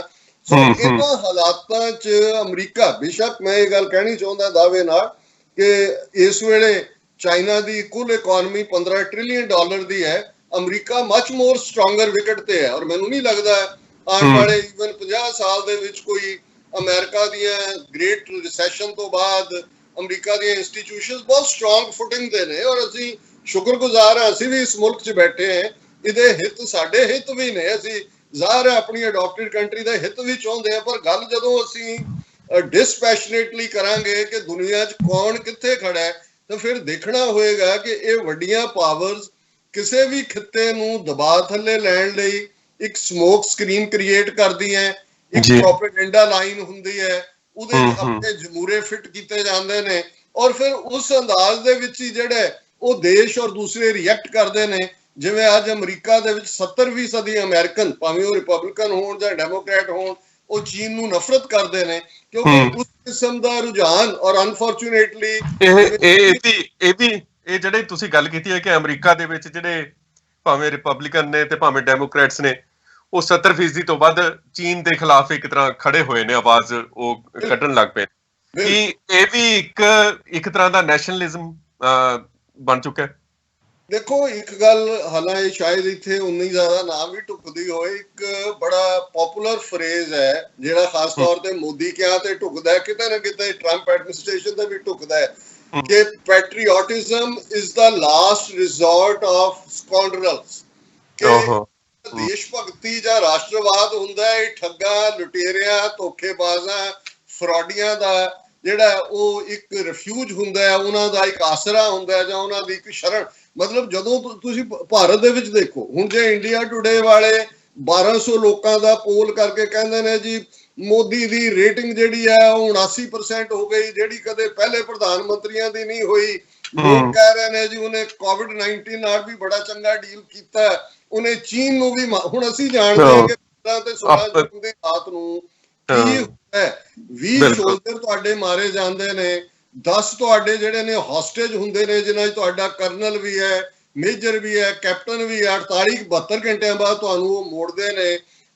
ਸੈਟੇਲਾਈਟ ਇਮੇਜ ਦੱਸ ਰਹੇ ਨੇ ਵੀ ਤੁਹਾਡੀ ਜਿੰਨੀ ਕੁ ਜਿੰਨਾ ਕੁ ਬੰਗਲਾਦੇਸ਼ ਦੀ ਟੈਰੀਟਰੀ ਹੈ 50,000 ਸਕੁਅਰ ਕਿਲੋਮੀਟਰ ਦੇ ਨੇੜੇ, ਉਨੇ ਕੁ ਦੇ ਨੇੜੇ ਤੇੜੇ ਉਹਨਾਂ ਨੇ ਤੁਹਾਡਾ 4 ਥਾਵਾਂ ਤੋਂ। ਪਰ ਤੁਸੀਂ ਕਹੀ ਜਾਓ ਜੀ ਅਸੀਂ ਜਿੱਤ ਗਏ, ਨਫ਼ਰਤ ਫੈਲਾਓ। ਮੈਂ ਸਮਝਦਾ ਵੀ ਕਿਤੇ ਨਾ ਕਿਤੇ ਅਮਰੀਕਾ 'ਚ ਵੀ, ਕਿਉਂਕਿ ਟਰੰਪ ਐਡਮਿਨਿਸਟ੍ਰੇਸ਼ਨ ਦਾ ਔਰ ਟਰੰਪ ਦਾ ਪਹਿਲਾ ਕੈਂਪੇਨ ਵੀ ਜਿਹੜਾ ਹੈ ਉਹ ਬਿਜ਼ਨਸ ਡੈਫਿਸਿਟ, ਚੀਨ ਜਾਂ ਦੂਸਰੇ ਮੁੱਦਿਆਂ ਤੇ ਸੀ। ਸੋ ਡੈਮੋਕ੍ਰੈਟਸ ਨੂੰ ਵੀ ਇਹ ਲੱਗਦਾ ਹੈ ਵੀ ਜਿਹੜੀ ਇੱਕ ਫਿਜ਼ਾ ਬਣੀ ਹੈ, ਜੇ ਅਸੀਂ ਉਹਦੇ ਤੋਂ ਵੱਡੇ ਦੇਸ਼ ਭਗਤੀ ਆਪਣੀ ਰਾਹ ਦੱਸਾਂਗੇ ਤੇ ਅਸੀਂ ਲੋਕਾਂ ਦੀਆਂ ਵੋਟਾਂ ਨਹੀਂ ਲੈ ਸਕਾਂਗੇ। ਸੋ ਕੁੱਲ ਮਿਲਾ ਕੇ ਮੈਂ ਸਮਝਦਾ, ਹਾਂ ਜੀ, ਮੇਰਾ ਸਵਾਲ ਇਹ ਹੈ ਕਿ ਇੱਕ ਵੇਲੇ ਪੰਜਾਬ ਦੇ ਵਿੱਚ ਜਦੋਂ ਮਹਾਰਾਜਾ ਰਣਜੀਤ ਸਿੰਘ ਦਾ ਰਾਜ ਸੀ, ਮੈਂ 1830 ਤੇ 1840 ਦੇ ਵਿੱਚ ਦੇ ਜਿਹੜੇ 10 ਸਾਲ ਨੇ, ਉਸ ਵੇਲੇ ਸਾਊਥ ਏਸ਼ੀਆ ਹੀ ਨਹੀਂ, ਇਸ ਪੂਰੇ ਮਿਡਲ ਈਸਟ ਤੇ ਏਸ਼ੀਅਨ ਜਿਹੜੇ ਕੰਟੀਨੈਂਟਸ ਨੇ, ਇਹਨਾਂ ਦੇ ਦਰਮਿਆਨ ਪੰਜਾਬ ਦੀ ਜਿਹੜੀ ਪੋਲੀਟੀਕਲ ਇੰਪੋਰਟੈਂਸ ਸੀ ਬਹੁਤ ਜ਼ਿਆਦਾ ਸੀ। ਉਹੀ ਪੋਲੀਟੀਕਲ ਇੰਪੋਰਟੈਂਸ ਅੱਜ ਮੈਂ ਪਾਕਿਸਤਾਨ ਦੀ ਦੇਖ ਰਿਹਾ। ਪਾਕਿਸਤਾਨ ਦੇ ਦੋਵਾਂ ਹੱਥਾਂ ਦੇ ਵਿੱਚ ਲੱਡੂ ਨੇ। ਇਸ ਨੂੰ ਕਿਵੇਂ ਤੁਸੀਂ ਉਹ ਕਰੋਗੇ? ਇਸ ਤੇ ਤੁਹਾਡੇ ਕੀ ਵਿਚਾਰ ਨੇ? ਦੇਖੋ, ਤੁਸੀਂ ਬਹੁਤ ਚੰਗੀ ਗੱਲ ਕੀਤੀ ਆ। ਮੈਨੂੰ ਕਈ ਵਾਰੀ ਇਸ ਗੱਲ ਦਾ ਦੁੱਖ ਹੁੰਦਾ ਹੈ ਵੀ ਸਾਡੇ ਬਹੁਤ ਸਾਰੇ ਕੌਮ ਦੇ ਵਿੱਚ ਪੜ੍ਹਿਆਂ ਲਿਖਿਆਂ ਨੂੰ ਵੀ ਪੜ੍ਹਨ ਲਿਖਣ ਦਾ ਸ਼ੌਕ ਨਹੀਂ ਹੈ। ਨਤੀਜੇ ਦੇ ਤੌਰ ਤੇ ਅਸੀਂ ਬਹੁਤ ਵਾਰ ਅੱਜ ਜਿਹੜੀ ਸੋਸ਼ਲ ਮੀਡੀਆ ਤੇ ਕਿਹਨੇ ਕੀ ਕਿਹਾ, ਮਰਿਆਦਾ ਇਹ ਹੈ ਉਹ ਹੈ, ਇਸ ਦੇ ਉੱਤੇ ਡਿਬੇਟਸ ਹੁੰਦੀਆਂ। ਸਾਨੂੰ ਅੱਜ ਇਹ ਅਹਿਸਾਸ ਹੀ ਨਹੀਂ ਹੈ ਕਿ ਸਾਨੂੰ ਕੁਦਰਤ ਨੇ, ਬੇਸ਼ੱਕ ਅਸੀਂ 47 ਦੀ ਉਸ ਸਿਵਲ ਵਾਰ ਦੀ ਉਸ ਤਰਾਸਦੀ ਚੋਂ ਨਿਕਲੇ, ਪਰ ਜੇ ਅਸੀਂ ਧਿਆਨ ਨਾਲ ਦੇਖੀਏ, ਮੈਂ ਪਾਕਿਸਤਾਨ ਦੀ ਗੱਲ ਕਰਨ ਤੋਂ ਪਹਿਲਾਂ ਸਿੱਖ ਸਿਵਲਾਈਜੇਸ਼ਨ ਜਾਂ ਤਹਿਜ਼ੀਬ ਦੀ ਗੱਲ ਕਰਾਂਗਾ ਕਿ ਜੇ ਤੁਸੀਂ ਮੋਰਾਕੋ ਤੋਂ ਦੇਖੋ, ਮੋਰਾਕੋ ਤੋਂ ਇਸਲਾਮ ਦੀ ਸ਼ੁਰੂਆਤ ਹੋ ਜਾਂਦੀ ਹੈ, ਉਸ ਮੈਡੀਟੇਰੇਨੀਅਨ ਦੇ ਉਸ ਖਿੱਤੇ ਤੋਂ। ਔਰ ਇਹ ਸਾਰੇ ਸਥਾਨ ਜਿਹੜੇ 6 ਰਿਪਬਲਿਕ ਸੋਵੀਅਤ ਯੂਨੀਅਨ ਨਾਲ ਟੁੱਟੇ ਔਰ ਵਾਘਾ ਤੱਕ ਆਉਂਦੇ ਆ, ਇਸਲਾਮ ਦਾ ਇੱਕ ਜਿਹੜਾ ਪੂਰੀ ਕਨਗਰੂਅਸ ਹੈ ਉਹ ਲਗਾਤਾਰ ਤੇ। ਇੱਧਰ ਜਮਨਾ ਪਾਰ ਉਹ ਸਿਵਲਾਈਜੇਸ਼ਨ ਹੈ ਗੰਗਾ ਜਮਨੀ ਤਹਿਜ਼ੀਬ ਵਾਲੀ, ਜਿਨ੍ਹਾਂ ਨੇ 1000 ਸਾਲ ਕਦੇ ਮੁਸਲਮਾਨਾਂ ਨੂੰ ਉਹਨਾਂ ਦਾ ਛੋਇਆ ਪਾਣੀ ਵੀ ਨਹੀਂ ਪੀਤਾ ਹੈ, ਔਰ ਇੱਕ ਜ਼ਾਤ ਪਾਤੀ ਸਿਸਟਮ, ਇਨਸਾਨੀ ਇਨਇਕੁਐਲਿਟੀ 'ਚ ਯਕੀਨ ਰੱਖਦੇ ਨੇ। ਔਰ ਸਿੱਖ ਸਿਵਲਾਈਜੇਸ਼ਨ ਜਿੱਥੇ ਅਸੀਂ ਦਰਿਆਏ ਜਮਨਾ ਤੋਂ ਵਾਘਾ ਤੱਕ ਇਗਾਲੀਟੇਰੀਅਨ ਹੈ। ਗੁਰੂ ਨਾਨਕ ਦਾ ਮੀਨਾਰ, ਸਾਡੀ ਮੁਸਲਮਾਨਾਂ ਦੇ ਨਾਲ ਮਜ਼ਹਬ ਦੇ ਤੌਰ ਤੇ ਕੋਈ ਹੋਸਟਿਲਿਟੀ ਰਹੀ ਜੇ ਹੁੰਦੀ ਤਾਂ ਫਿਰ ਭਾਈ ਪਰਦਾਨਾ ਤੇ ਸਾਈਂ ਮੀਆਂ ਮੀਰ ਜਿਨ੍ਹਾਂ ਨੇ ਦਰਬਾਰ ਸਾਹਿਬ ਦਾ ਨੀਂਹ ਪੱਥਰ ਰੱਖਿਆ। ਇਸੇ ਤਰ੍ਹਾਂ ਅਸੀਂ ਕੋਈ ਹਿੰਦੂ ਧਰਮ ਜਾਂ ਦੂਸਰੇ ਨਾਲ ਉਹਨਾਂ ਨੂੰ ਨਾਲ ਨਫ਼ਰਤ ਨਹੀਂ ਕਰਦੇ। ਜੇ ਇਵੇਂ ਹੁੰਦਾ ਤੇ ਗੁਰੂ ਤੇਗ ਬਹਾਦਰ ਸਾਹਿਬ ਮੁੱਢਲੇ ਧਾਰਮਿਕ ਆਜ਼ਾਦੀ ਦੇ ਹੱਕ ਲਈ ਕਿਉਂ ਸ਼ਹਾਦਤ ਦਿੰਦੇ? ਲੇਕਿਨ ਮੈਂ ਸਮਝਦਾ ਹਾਂ ਵੀ ਇਹ ਸਾਡੀ ਸਿਵਲਾਈਜੇਸ਼ਨ ਵੀ, ਜਿੱਥੇ ਅਸੀਂ ਪਾਕਿਸਤਾਨ ਨੂੰ ਸਮਝਦੇ ਹਾਂ ਵੀ ਉਹ ਇੱਕ ਖੁਸ਼ਕਿਸਮਤ ਮੁਲਕ ਹੈ ਕਿ ਉਹ ਸੈਂਟਰਲ ਏਸ਼ੀਆ ਔਰ ਇੱਧਰ ਯੂਰਪ ਦੀਆਂ ਜਿਹੜੀਆਂ ਸਾਰਾ ਪਾਰਟ ਹੈ, ਇਹਦੇ ਵਿਚਾਲੇ ਇੱਕ ਪੁਲ ਵੀ ਹੈ। ਇਹਦੇ ਵਿਚਾਲੇ ਉਹ ਜਿਹੜੇ ਖਾਸ ਤੌਰ ਤੇ ਹੁਣ ਗਵਾਦਰ ਪੋਰਟ ਦੇ ਨਾਲ ਜਿਹੜੀ ਐਕਸੈਸ ਚੀਨ ਨੂੰ ਵੀ ਮਿਲ ਰਹੀ ਹੈ, ਹਾਲਾਂਕਿ ਗਵਾਦਰ 1950s ਚਾਈਨਾ ਨੇ, ਜੇ ਮੈਂ ਗਲਤ ਨਹੀਂ ਹੈ, ਪਾਕਿਸਤਾਨ ਨੇ ਓਮਾਨ ਤੋਂ ਖਰੀਦੀ ਸੀ। ਸੋ ਕੁੱਲ ਮਿਲਾ ਕੇ ਜਿਵੇਂ ਅਸੀਂ ਜਨਰਲ ਜੋਗਰਾਫੀਆ ਦਾ ਗੱਲ ਕਰਦੇ ਹਾਂ ਕਿ ਦੁਨੀਆ ਵਾਰਸ ਡਿਸਾਈਡ ਹੋਣ ਲੱਗੀਆਂ, ਮੌਸਮ ਕੀ ਸੀ, ਜਿਵੇਂ ਜਰਮਨ ਫੋਰਸਿਸ ਮਾਸਕੋ 'ਚ ਫਸ ਗਈਆਂ, ਉੱਥੇ ਬਰਫ਼ ਪੈਂਦੀ ਹੈ, ਜਾਂ ਦੂਜੇ, ਪਾਕਿਸਤਾਨ ਨੂੰ ਇਹ ਐਡਵਾਂਟੇਜ ਹਮੇਸ਼ਾ ਹੀ ਰਹੇਗੀ ਕਿ ਇੱਕ ਪਾਸੇ ਉਹਦੀ ਇੰਪੋਰਟੈਂਸ ਹੈ ਕਿ 57 ਦੇਸ਼ਾਂ ਦੇ OIC 'ਚ ਪਾਕਿਸਤਾਨ ਕੱਲਾ ਨਿਊਕਲੀਅਰ ਪਾਵਰਡ ਕੰਟਰੀ ਹੈ। ਸੋ ਪਾਕਿਸਤਾਨ ਇਸਲਾਮਿਕ ਵਰਲਡ ਦੇ ਲਈ ਫੋਰਫਰੰਟ ਸਟੇਟ ਹੈ। ਸੈਕੰਡਲੀ, ਜਿਹਨੇ ਵੀ ਉਤਰੋਂ ਦੀ ਲੰਘਣਾ ਉਹ ਉੱਥੇ ਬੈਠੇ ਨੇ। ਔਰ ਜੇ ਇਸ ਗੱਲ ਦਾ ਧਿਆਨ ਦਈਏ ਕਿ ਮਹਾਰਾਜਾ ਰਣਜੀਤ ਸਿੰਘ, ਬਹੁਤ ਵਾਰ ਅਸੀਂ ਕਹਿੰਦੇ ਹਾਂ ਜੀ ਕਾਬਲ ਕੰਧਾਰ ਤੱਕ ਸਾਡਾ ਰਾਜ ਰਿਹਾ, ਅਸੀਂ ਕਦੇ ਕਾਬਲ ਕੰਧਾਰ ਤੇ ਰਾਜ ਨਹੀਂ ਕੀਤਾ। ਮਹਾਰਾਜਾ ਰਣਜੀਤ ਸਿੰਘ ਇਸ ਗੱਲ ਨੂੰ ਚੰਗੀ ਤਰ੍ਹਾਂ ਸਮਝਦੇ ਸੀ ਕਿ ਜਨਰਲ ਜੋਗਰਾਫੀਆ ਕੀ ਹੁੰਦਾ ਹੈ। ਦਰਾ ਖੈਬਰ, ਉਹਨਾਂ ਨੇ ਅਫਗਾਨਿਸਤਾਨ ਦਾ ਪਿਸ਼ਾਵਰ ਜਿਹੜਾ ਕਿ ਸਬ ਕੈਪੀਟਲ ਸੀ, ਉਹਦੇ ਤੋਂ ਲੈ ਕੇ ਦਰਾ ਖੈਬਰ ਜਮਰੌਦ ਤੱਕ ਸਟ੍ਰੈਟੇਜਿਕਲੀ ਲਿਆ ਕੇ ਉੱਥੇ ਖੜਾ ਕਰ ਦਿੱਤਾ ਕਿ ਜਿੱਥੋਂ ਕੋਈ ਨਵਾਂ ਜਿਹੜਾ ਹਮਲਾਵਰ ਆ ਨਹੀਂ ਸੀ ਸਕਦਾ। ਉਹ ਸਮਝਦੇ ਸੀ ਕਿ ਅਫਗਾਨ ਫੀਅਰਸ ਟ੍ਰਾਈਬਸ ਨੇ, ਇਹਨਾਂ ਨੂੰ ਤੁਸੀਂ ਪਰਮਾਨੈਂਟਲੀ ਨਹੀਂ ਕੰਟਰੋਲ ਕਰ ਸਕਦੇ। ਸੋ ਉਸ ਪੀਰੀਅਡ 'ਚ ਵੀ ਜਿਹੜੀ ਤੁਸੀਂ ਬਹੁਤ ਚੰਗੀ ਗੱਲ ਕੀਤੀ ਕਿ ਜੇ ਅੰਗਰੇਜ਼ਾਂ ਨੇ ਹਰੀਡਲੀ ਸਿੱਖਾਂ ਦੇ ਨਾਲ 1809 ਦੀ ਅੰਮ੍ਰਿਤਸਰ ਦੀ ਟ੍ਰੀਟੀ ਕੀਤੀ ਸੀ, ਰਸ਼ੀਆ ਇੱਕ ਫੈਕਟਰ ਦੇ ਤੌਰ ਤੇ ਸੀ। ਰਸ਼ੀਆ ਆ ਕੇ ਉਸ ਖਿੱਤੇ 'ਚ ਬੈਠ ਗਿਆ ਸੀ ਔਰ ਉਹਨਾਂ ਨੂੰ ਇਹ ਲੱਗਦਾ ਸੀ, ਈਵਨ ਇੱਕ ਸਟੇਜ ਤੇ ਫ੍ਰੈਂਚ ਜਨਰਲਸ ਦਾ ਰਣਜੀਤ ਸਿੰਘ ਦੇ ਦਰਬਾਰ 'ਚ ਹੋਣਾ ਔਰ ਨੈਪੋਲੀਅਨ ਦੀ ਅਸੀਂ ਐਮਰਜੈਂਸ ਦੇਖਦੇ ਹਾਂ। ਜੇ ਨੈਪੋਲੀਅਨ ਜੇਤੂ ਰਹਿੰਦਾ, ਅਸੀਂ ਫਰਾਂਸ ਦੇ ਨਾਲ ਵੀ ਕਮਿਊਨੀਕੇਟ ਕਰਕੇ ਗਲੋਬਲ ਪਾਵਰ ਸੀ, ਅਸੀਂ ਰਸ਼ੀਆ ਦੇ ਨਾਲ ਵੀ ਕਰਕੇ ਗਲੋਬਲ ਪਾਵਰ ਸੀ। ਔਰ ਇੱਕ ਕਾਰਨ ਜਿਹੜਾ ਸਾਨੂੰ ਸਿੰਧ ਫਤਿਹ ਨਹੀਂ ਕਰਨ ਦਿੱਤਾ ਜਿਹਦਾ ਕਾਰਨ 1809 ਦੀ ਅੰਮ੍ਰਿਤਸਰ ਦੀ ਟ੍ਰੀਟੀ ਸੀ, ਸਤਲੁਜ ਦਰਿਆ ਹੱਦ ਸੀ। ਜੇ ਕਿਤੇ ਇਹ ਟ੍ਰੀਟੀ ਦੇ ਵਿੱਚ ਸਿੱਖਾਂ ਨੇ ਦੇਖਿਆ ਹੁੰਦਾ ਕਿ ਭਾਈ ਸਤਲੁਜ ਦਾ ਕੋਰਸ ਤਾਂ ਦੇਖ ਲਓ, ਸਿੰਧ ਪੈਰਾਂ 'ਚ ਪਿਆ ਸੀ, ਸਿੱਖ ਰਾਜ ਦੇ ਸ਼ਿਕਾਰ ਤੱਕ ਪਹੁੰਚ ਗਏ ਸੀ, ਤਾਂ ਫਿਰ ਅਸੀਂ ਗਲੋਬਲ ਪਾਵਰ ਹੋਣਾ ਸੀ।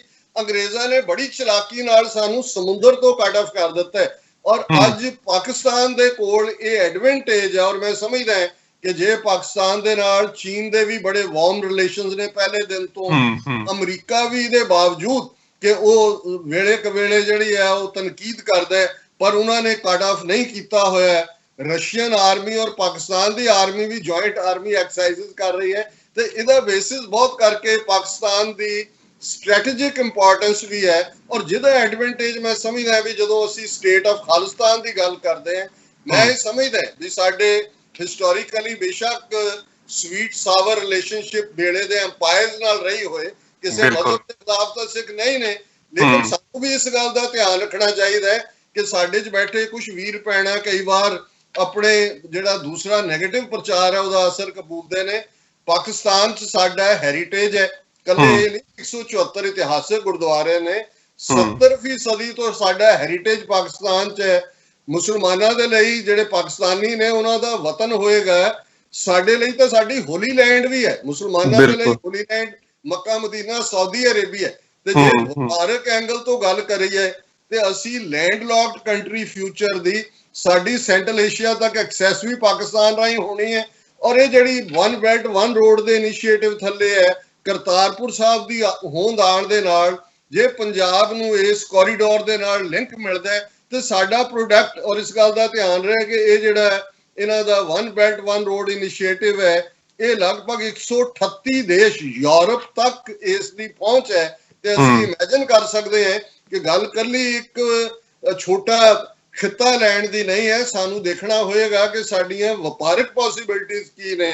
ਮੈਨੂੰ ਹਰ ਐਂਗਲ ਤੋਂ ਇਹ ਨਜ਼ਰ ਆਉਂਦਾ ਹੈ ਕਿ ਪਾਕਿਸਤਾਨ ਸਾਡਾ ਹਮਸਾਇਆ ਵੀ ਹੋਏਗਾ, ਨੈਕਸਟ ਡੋਰ ਨੇਬਰ ਵੀ, ਸਾਡੀ ਐਕਸੈਸ ਵੀ ਹੋਏਗੀ, ਔਰ ਸਾਡੀ ਜੁਆਇੰਟ ਤਹਿਜ਼ੀਬ ਦੇ ਥੱਲੇ 47 ਤੱਕ ਸਾਡਾ ਟਕਰਾਅ ਸੀ, ਡਿਫਰੈਂਟ ਰੀਜ਼ਨ ਸੀ, ਅਸੀਂ ਵੀ ਕਲੇਮੈਂਟ ਸੀ, ਸਾਡਾ ਰਾਜ ਸੀ 1849 ਤੱਕ। ਇਹ ਵੱਖਰੀ ਗੱਲ ਹੈ ਵੀ ਸਾਡੀ ਲੀਡਰਸ਼ਿਪ ਉਸ ਸਿਚੁਏਸ਼ਨ 'ਚ ਬੈਸਟ ਨਹੀਂ ਕਰ ਸਕੀ ਸਿੱਖ ਹਿੱਤਾਂ ਦੇ ਵਿੱਚ, ਪਰ ਅੱਜ ਸਾਡੇ ਕੋਲ ਹੋਪ ਹੈ। ਔਰ ਮੈਂ ਸਮਝਦਾ ਹਾਂ ਵੀ ਸਿੱਖ ਕੌਮ ਦੇ ਸਿਆਣੇ ਬੰਦਿਆਂ ਨੂੰ ਇਸ ਐਂਗਲ ਨੂੰ ਐਕਸਪਲੋਰ ਕਰਨਾ ਚਾਹੀਦਾ ਹੈ ਕਿ ਅਲਟੀਮੇਟਲੀ ਗੱਲ ਸਿਰਫ ਖਾਲਿਸਤਾਨ ਦੀ ਕਾਇਮੀ ਦੀ ਨਹੀਂ ਹੈ।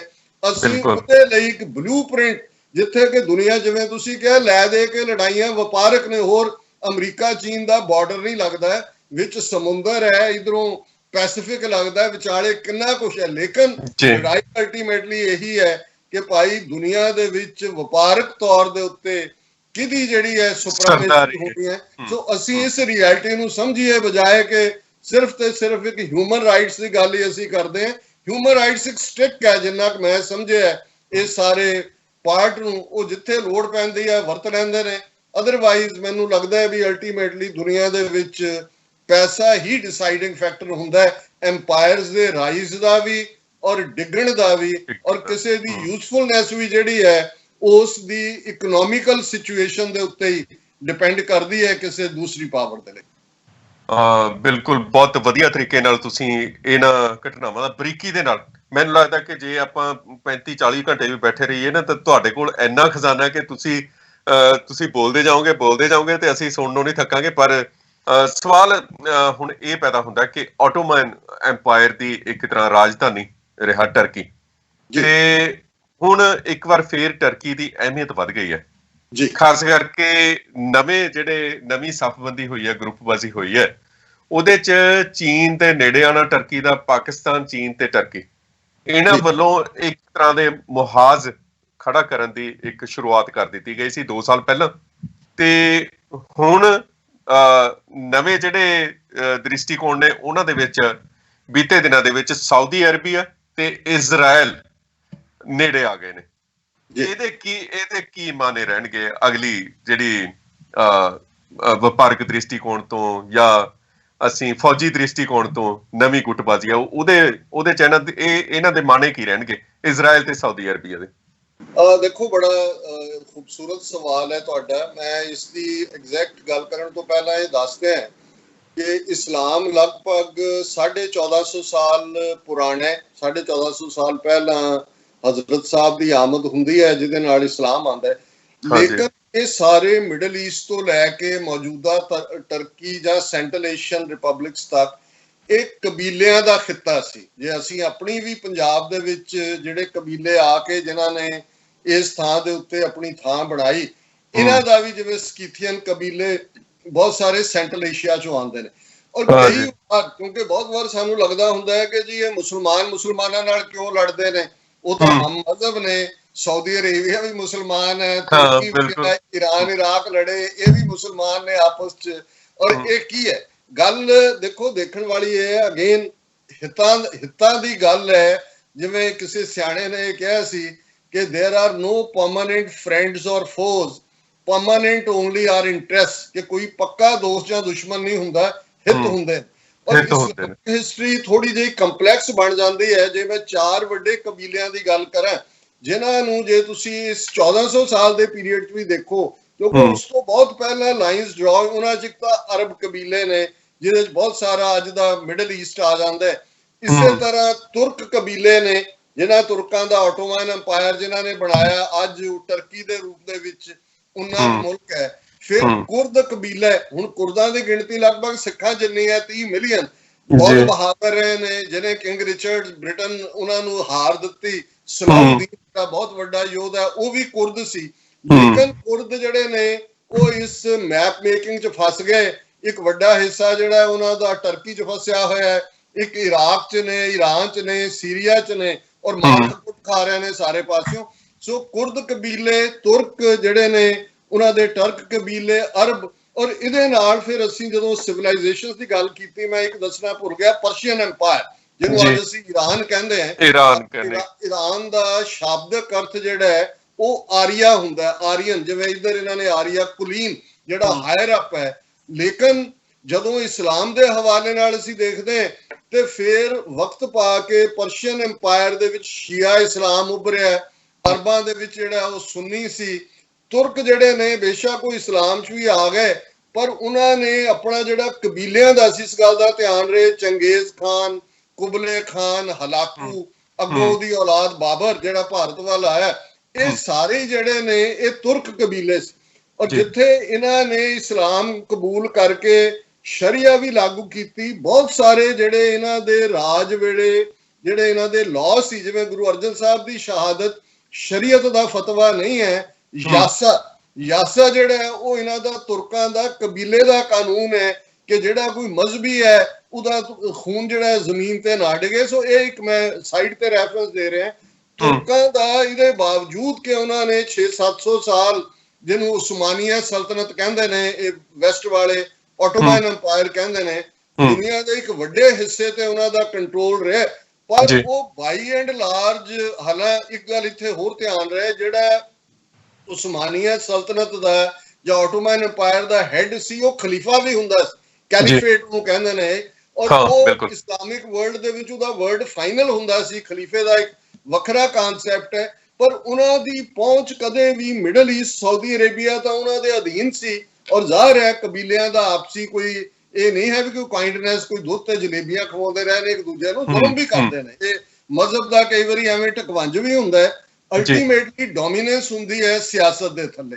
ਸੋ ਫਸਟ ਵਰਲਡ ਵਾਰ ਦੇ ਵੇਲੇ ਆਟੋਮਨ ਅੰਪਾਇਰ ਉਹ ਇਹਨਾਂ ਦੇ ਨਾਲ ਜੁੜਦਾ ਹੈ, ਜਰਮਨੀ ਦੇ ਨਾਲ, ਦੂਜਿਆਂ ਨਾਲ। ਜ਼ਾਹਿਰ ਹੈ ਕੰਪਲੀਟ ਡਿਫੀਟ ਨਹੀਂ ਹੁੰਦੀ, ਲੇਕਿਨ ਮਿਡਲ ਈਸਟ ਜਿਹੜਾ ਹੈ ਉਹ ਉਹਨਾਂ ਦੇ ਆਟੋਮਨ ਅੰਪਾਇਰ ਚੋਂ ਨਿਕਲ ਜਾਂਦਾ। ਅਤਾ ਤੁਰਕ ਜਿਹੜਾ ਬਹੁਤ ਬਹਾਦਰ ਯੋਧਾ ਸੀ। ਔਰ ਜੇ ਅਸੀਂ ਦੇਖੀਏ ਕਿ ਫਸਟ ਵਰਲਡ ਵਾਰ ਦੇ ਵੇਲੇ ਜਿਹੜੀ ਗੈਲੀਪੋਲੀ ਦੀ ਲੜਾਈ ਹੈ, ਜਿਹਦੇ ਚ ਬਹੁਤ ਸਾਰੇ ਸਿੱਖ ਸੋਲਜਰ ਮਾਰੇ ਗਏ ਅੰਗਰੇਜ਼ਾਂ ਦੇ ਵੱਲੋਂ ਲੜਦੇ ਆ, ਉਹ ਉਹਨੇ ਹੀ ਡਿਫੈਂਡ ਕੀਤਾ। ਔਰ ਜਿਹੜਾ ਅੱਜ ਦਾ ਟਰਕੀ ਹੈ, ਇਹ ਕਦੇ ਵੀ ਦੁਨੀਆ 'ਚ ਗੁਲਾਮ ਨਹੀਂ ਰਿਹਾ, ਇਹਨਾਂ ਦੇ ਕਦੇ ਡੋਮੀਨੈਂਸ ਨਹੀਂ ਰਹੀ। ਲੇਕਿਨ ਇੱਕ ਗੱਲ ਸੀ ਵੀ ਅਤਾ ਤੁਰਕ ਨੇ ਦੇਖਿਆ, ਉਹਨੇ ਕਿਹਾ ਜੀ ਸਾਡੀ ਗਿਰਾਵਟ ਦਾ ਵੱਡਾ ਕਾਰਨ ਇਹ ਮਜ਼ਹਬੀ ਕੱਟੜਪਨਾ, ਇਹ ਦੂਜਾ। ਔਰ ਉਹਨੇ ਜਿਹੜਾ ਇੱਕ ਪਾਸਿਓਂ ਇਸਲਾਮ ਦੇ ਨਾਲ ਰਿਲੇਟਡ ਵੀ ਬਹੁਤ ਸਾਰੀਆਂ ਪ੍ਰੈਕਟਿਸਿਸ ਖਤਮ ਕਰ ਦਿੱਤੀਆਂ, ਮੁੱਲਾ ਲੌਬੀ ਵੀ ਖਤਮ ਕੀਤੀ, ਔਰ ਇੱਕ ਨਵੇਂ ਟਰਕੀ ਦਾ ਜਿਹੜਾ ਉਹਨੇ ਸ਼ੁਰੂਆਤ ਕੀਤੀ। ਹੁਣ ਜਿਹੜੇ ਪ੍ਰੈਜ਼ੀਡੈਂਟ ਅਰਦੋਗਾਨ ਜਿਹੜੇ ਆਏ ਨੇ, ਇਹਨਾਂ ਨੇ ਜੋ ਕੁਝ 1914 ਤੋਂ 1919 ਤੋਂ ਬਾਅਦ ਪਿਛਲੇ ਆਲਮੋਸਟ 100 ਸਾਲ ਚ ਜਿੱਥੇ ਕਿ ਟਰਕੀ ਸੀ ਉਹਨੂੰ ਚੇਂਜ ਕਰਦੇ ਆ, ਵਾਪਸ ਇਹਨਾਂ ਨੂੰ ਲੱਗਾ ਵੀ ਸਾਡੀਆਂ ਰੂਟਸ ਇਸਲਾਮ ਦੇ ਵਿੱਚ ਨੇ, ਔਰ ਹੌਲੀ ਹੌਲੀ ਹੌਲੀ ਇਸ ਲੈਵਲ ਤੇ, ਔਰ ਉਹਦਾ ਇੱਕ ਤੁਸੀਂ ਸਿੱਟਾ ਦੇਖਿਆ ਹੋਏਗਾ ਕਿ ਕਾਂਸਟੈਂਟਨੋਪਲ ਜਿਹਨੂੰ ਇਸਤਾਨਬੁਲ ਕਹਿੰਦੇ ਨੇ, ਉਹਦੇ ਵਿਚਲਾ ਜਿਹੜਾ ਇੱਕ ਚਰਚ ਜਿਹਦੀ ਇੱਕ ਲੜਾਈ ਕਾਂਸਟੈਂਟਨੋਪਲ ਇੱਕ ਬਾਈਜ਼ੈਂਟਾਈਨ ਐਮਪਾਇਰ ਦੇ ਵੇਲੇ ਵੀ, ਔਰ ਦੂਜੇ ਇੱਕ ਵੱਡਾ ਸੈਂਟਰ ਸੀ ਕ੍ਰਿਸਚੀਅਨਿਟੀ ਦਾ। ਸੋ ਇਹ ਸਾਰੀ ਜਿਹੜੀ ਪੋਲਰਾਈਜੇਸ਼ਨ ਹੈ, ਔਰ ਜ਼ਾਹਿਰ ਹੈ ਹੁਣ ਇਹ ਵੀ ਇੱਕ ਦਿਲਚਸਪ ਗੱਲ ਹੈ, ਤੁਸੀਂ UAE ਵੱਲੋਂ ਮਾਨਤਾ ਦੀ ਗੱਲ ਕੀਤੀ ਇਜ਼ਰਾਈਲ ਨੂੰ, ਬਹੁਤ ਘੱਟ ਲੋਕਾਂ ਨੂੰ ਪਤਾ ਹੋਏਗਾ ਕਿ ਇਸਲਾਮਿਕ ਦੁਨੀਆ 'ਚ ਟਰਕੀ ਪਹਿਲਾ ਦੇਸ਼ ਸੀ ਜਿਹਨੇ ਇਜ਼ਰਾਈਲ ਨੂੰ ਮਾਨਤਾ ਦਿੱਤੀ ਸੀ, ਔਰ ਬਹੁਤ ਚੰਗੇ ਇਹਨਾਂ ਦੇ ਸਬੰਧ ਅੱਜ ਵੀ ਇਹਨਾਂ ਦੀਆਂ 에ਅਰਲਾਈਨਸ ਇੱਕ ਦੂਸਰੇ 'ਚ ਫੰਕਸ਼ਨ ਕਰਦੀਆਂ ਨੇ। ਔਰ ਇਹੀ ਫਲਸਤੀਨ ਦੇ ਮਾਮਲੇ 'ਚ ਵੀ ਫਲਸਤੀਨੀ ਤਾਂ ਐਵੇਂ ਵਿਚਾਰੇ ਰੁਲੇ ਹੋਏ ਲੋਕ ਬਣਾ ਦਿੱਤੇ, ਇਹ ਨਹੀਂ ਵੀ ਇਜ਼ਰਾਈਲ ਮਾੜਾ ਸਲੂਕ ਕਰਦੇ, ਜਿਹੜੇ ਅਰਬਾਂ ਦੇ ਕਬੀਲੇ ਨੇ, ਅਰਬ ਵੀ ਆਪਣੇ ਆਪ ਨੂੰ ਬ੍ਰਾਹਮਣ ਸਮਝਦੇ ਨੇ ਇਸਲਾਮਿਕ ਵਰਲਡ, ਉਹ ਵੀ ਫਲਸਤੀਨੀਆਂ ਨੂੰ ਉਹਨਾਂ ਨੇ ਥਾਂ ਨਹੀਂ ਦਿੱਤੀ, ਅਦਰਵਾਈਜ਼ ਉਹ ਨਾ ਖਾਂਦੇ ਹੁੰਦੇ। ਸੋ ਇਸ ਸਾਰੇ ਦੌਰੇ 'ਚ ਜਾਂ ਇਉਂ ਕਿਹਾ ਜਾਏ ਕਿ ਟਰਕੀ ਵਾਪਸ ਆਪਣੀਆਂ ਰੂਟਸ ਵੱਲ ਮੁੜ ਰਿਹਾ। ਪਾਕਿਸਤਾਨ ਦੇ ਨਾਲ ਟਰਕੀ ਦੀ ਰਿਲੇਸ਼ਨਸ਼ਿਪ ਉਸ ਦੌਰ 'ਚ ਵੀ ਠੀਕ ਰਹੀ, ਸਾਵਾਂਪਨ ਰਿਹਾ, ਕਿਉਂਕਿ ਕਸ਼ਮੀਰ ਦੇ ਮੁੱਦੇ ਤੇ ਉਹਨੇ ਹਮੇਸ਼ਾ ਟਰਕੀ ਨੇ ਸਾਥ ਦਿੱਤਾ ਪਾਕਿਸਤਾਨ ਦਾ। ਪਰ ਇਹ ਜਿਹੜੀ ਨਵੀਂ ਜਿਹੜੀ ਹੈ ਆਪਸ ਦੇ ਵਿੱਚ ਇੱਕ ਮੁਹੱਬਤ ਦਾ ਦੌਰ ਸ਼ੁਰੂ ਹੋਇਆ, ਉਹਦੇ ਕਿਉਂਕਿ ਹੌਲੀ ਹੌਲੀ ਸਾਊਦੀ ਅਰੇਬੀਆ, ਕੁਝ ਅਮਰੀਕਨ ਪ੍ਰਭਾਵ ਥੱਲੇ ਕੁਝ ਵਪਾਰਕ ਕਿਸਮ ਦੇ ਲੋਕ ਆਏ, ਇਸਲਾਮ ਸੈਕੰਡਰੀ ਬਣ ਗਿਆ, ਇੰਡੀਆ ਵੱਲ ਵੀ ਝੁਕਾਅ ਸ਼ੁਰੂ ਹੋਇਆ। ਔਰ ਇਹ ਦੇਖਣ ਵਾਲੀ ਗੱਲ ਹੈ ਕਿ ਇੱਕ ਪਾਸੇ ਮੋਦੀ ਦੀ ਹਕੂਮਤ ਜ਼ੁਲਮਾਂ ਦੀ ਝੜੀ ਲਾ ਰਹੀ ਹੈ ਅਕਲੀਤਾਂ ਦੇ ਉੱਤੇ, ਜਿਹਦੇ 200 ਮਿਲੀਅਨ ਮੁਸਲਮਾਨ ਔਰ 8 ਮਿਲੀਅਨ ਤੋਂ ਜ਼ਿਆਦਾ ਕਸ਼ਮੀਰੀ ਮੁਸਲਮਾਨ ਸ਼ਾਮਲ ਨੇ।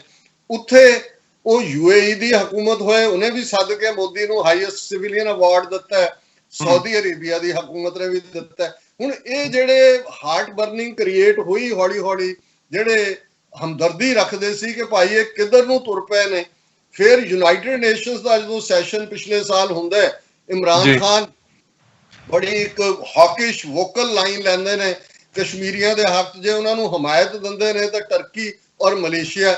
ਉੱਥੇ ਵੀ ਅਸੀਂ ਦੇਖਦੇ ਹਾਂ ਭਾਵੇਂ ਸਾਊਦੀ ਅਰੇਬੀਆ ਵਾਲਿਆਂ ਨੇ ਜਹਾਜ਼ ਦਿੱਤਾ, ਇਮਰਾਨ ਖਾਨ ਉਹਨਾਂ ਦੇ ਜਹਾਜ਼ ਤੇ ਹੀ ਸਾਊਦੀ ਅਰੇਬੀਆ ਤੋਂ ਨਿਊਯਾਰਕ ਉਤਰੇ, ਭਾਵੇਂ ਵਾਪਸੀ ਤੇ ਉਹ ਜਹਾਜ਼ ਖਰਾਬ ਹੋ ਗਿਆ।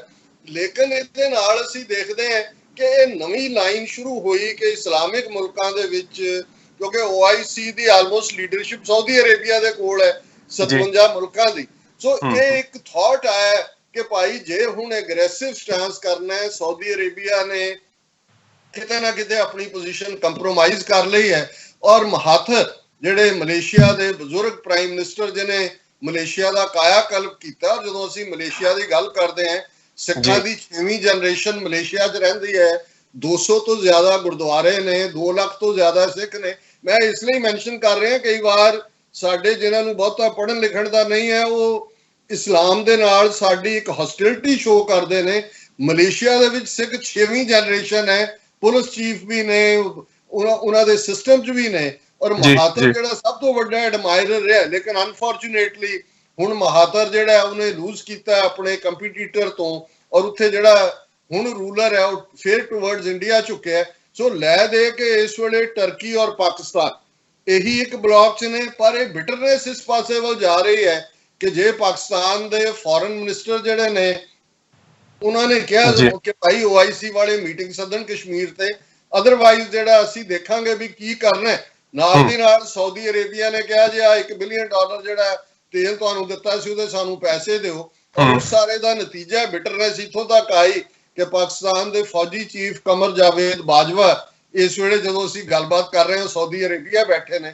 ਸੋ ਮੈਨੂੰ ਇਹ ਲੱਗਦਾ ਹੈ ਕਿ ਵੀ ਇਹ ਜਿਹੜੀ ਪੋਲਰਾਈਜੇਸ਼ਨ ਹੈ, ਹੁਣ UAE ਦੇ ਮਾਮਲੇ ਤੇ ਪਾਕਿਸਤਾਨ ਨੇ ਕੋਈ ਰਿਐਕਟ ਨਹੀਂ ਕੀਤਾ ਹੈ, ਹਾਲਾਂਕਿ ਈਰਾਨ ਨੇ ਅਗੇਂਸਟ ਸਟੇਟਮੈਂਟ ਦਿੱਤੀ ਹੈ, ਟਰਕੀ ਨੇ ਇਹਨੂੰ ਹਿਸਟੋਰੀਕਲ ਗਦਾਰੀ ਕਹੀ ਹੈ। ਸੋ ਈਵਨ ਟਰਕੀ ਦੇ ਵਿੱਚ ਪ੍ਰੀਡੋਮੀਨੈਂਟ ਸੁੰਨੀ ਇਸਲਾਮ ਹੈ, ਪਰ ਇਸ ਮੁੱਦੇ ਤੇ ਈਰਾਨ ਔਰ ਟਰਕੀ ਨੇੜੇ ਨੇ।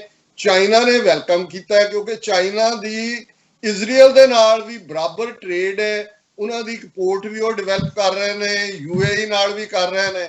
ਸੋ ਮੇਰੇ ਖਿਆਲ ਕਿ ਪਾਕਿਸਤਾਨ ਦੇ ਲਈ ਬੜੀ ਟਾਈਟ ਰੋਪ ਵਾਕ ਹੈ। ਉਹਨੇ ਦੇਖਿਆ ਕਿ ਭਾਈ ਜੇ ਚਾਈਨਾ ਵੀ ਹੈ ਅਮਰੀਕਾ ਵੀ ਜਿਹੜਾ ਉਹ ਇਸ ਨੂੰ ਬਲੈਸ ਕਰ ਰਿਹਾ ਹੈ, ਕਿਉਂਕਿ ਪ੍ਰੈਜ਼ੀਡੈਂਟ ਟਰੰਪ ਨੇ ਤਾਂ ਇਸ ਟ੍ਰੀਟ ਨੂੰ ਅਬਰਾਹਮ ਟ੍ਰੀਟ ਦਾ ਨਾਂ ਦਿੱਤਾ, ਕਿਉਂਕਿ ਅਬਰਾਹਮ ਇਸ ਗੱਲ ਦਾ ਧਿਆਨ ਰਹੇ ਕਿ ਇਹਨਾਂ ਦੇ ਸਾਂਝੇ ਜਿਹੜੇ ਨੇ ਤਿੰਨੋਂ ਹੀ ਮਜ਼ਹਬ ਜਿਹੜੇ ਮਿਡਲ ਈਸਟ ਦੇ ਨੇ, ਜੂਡਾਇਜ਼ਮ, ਕ੍ਰਿਸਚੀਅਨਿਟੀ ਐਂਡ ਇਸਲਾਮ, ਇਹਨਾਂ ਦੇ ਫੋਰਫਾਦਰ ਜਾਂ ਪ੍ਰੋਫਿਟ ਤਾਂ ਇੱਕੋ ਹੀ ਨੇ।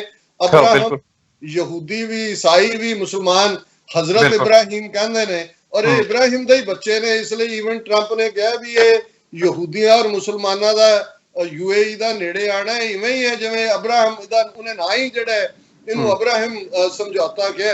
ਪਰ ਇੱਕ ਗੱਲ ਜ਼ਾਹਰ ਹੈ ਜਿਹੜੀ ਤੁਹਾਡੇ ਸਵਾਲ ਦੀ ਜਿਸਟ ਸੀ ਕਿ ਬੜੀ ਤੇਜ਼ੀ ਨਾਲ ਸਫਬੰਦੀ ਬਦਲ ਰਹੀ ਹੈ, ਨਵੇਂ ਪਲੇਅਰ ਆ ਰਹੇ ਨੇ, ਬਹੁਤ ਕੁਝ ਆਰਥਿਕਤਾ ਨਾਲ ਅਗੇਨ ਜੁੜਿਆ ਹੋਇਆ ਹੈ। ਔਰ ਸਾਊਦੀ ਅਰੇਬੀਆ ਦਾ ਵੀ, ਕਿਉਂਕਿ ਸਾਊਦੀ ਅਰੇਬੀਆ ਦੀ ਮਰਜ਼ੀ ਤੋਂ ਬਿਨਾਂ UAE ਇਹ ਕਰ ਨਹੀਂ ਸਕਦਾ। ਹੁਣ ਜੇ ਇਵੇਂ ਹੈ ਤਾਂ ਐਸੀ ਕੀ ਕੰਪਲਸ਼ਨ ਹੈ? ਕੰਪਲਸ਼ਨ ਇਹ ਹੈ ਕਿ COVID-19 ਨੇ ਇਹ ਸਾਰੇ ਆਇਲ ਪ੍ਰੋਡਿਊਸਿੰਗ ਦੇਸ਼ਾਂ ਦੀ ਇਕਨੋਮੀ ਵੀ ਥੱਲੇ ਸੁੱਟ ਦਿੱਤੀ ਹੈ। ਅਮਰੀਕਾ ਜਿਹੜਾ ਸਭ ਤੋਂ ਵੱਡਾ ਬਾਇਰ ਸੀ ਸਾਊਦੀ ਆਇਲ ਦਾ ਜਾਂ ਦੂਜਾ, ਅਮਰੀਕਾ ਦੇ ਕੋਲ ਅੱਜ ਆਪਣਾ ਇੰਨਾ ਕੁ ਤੇਲ ਹੈ ਕਿ ਐਕਸਪੋਰਟ ਕਰ ਸਕਦਾ ਹੈ। ਹੁਣ ਉਹਨਾਂ ਨੂੰ ਵੀ ਲੱਗ ਰਿਹਾ ਹੈ ਕਿ ਬਈ ਅਸੀਂ ਡਾਈਵਰਟ ਕਰੀਏ। ਔਰ ਈਵਨ ਇੰਡੀਆ ਨਾਲ ਜਿਹੜੀ ਸਾਊਦੀ ਅਰੇਬੀਆ ਦੇ ਸ਼ੇਖ ਦੀ ਕਰੂਡ ਆਇਲ ਇੰਡਸਟਰੀ ਦੀ $80 ਬਿਲੀਅਨ ਦੀ ਡੀਲ ਹੈ। ਅਗੇਨ ਗੱਲ ਉੱਥੇ ਕੀ ਆ ਕੇ ਘੁੰਮਦੀ ਹੈ ਕਿ ਕਦੇ ਅਸੀਂ ਮਜ਼ਹਬ ਨੂੰ ਸ਼ੀਲਡ ਬਣਾ ਲਈਏ ਜਾਂ ਨੈਸ਼ਨਲਿਜ਼ਮ ਨੂੰ ਬਣਾ ਲਈਏ ਜਾਂ ਕਬੀਲੇ ਨੂੰ ਬਣਾ ਲਈਏ, ਲੇਕਿਨ ਅਲਟੀਮੇਟਲੀ ਗੱਲ ਸਾਰੀ ਪੈਸੇ ਦੇ ਦੁਆਲੇ ਘੁੰਮਦੀ ਹੈ।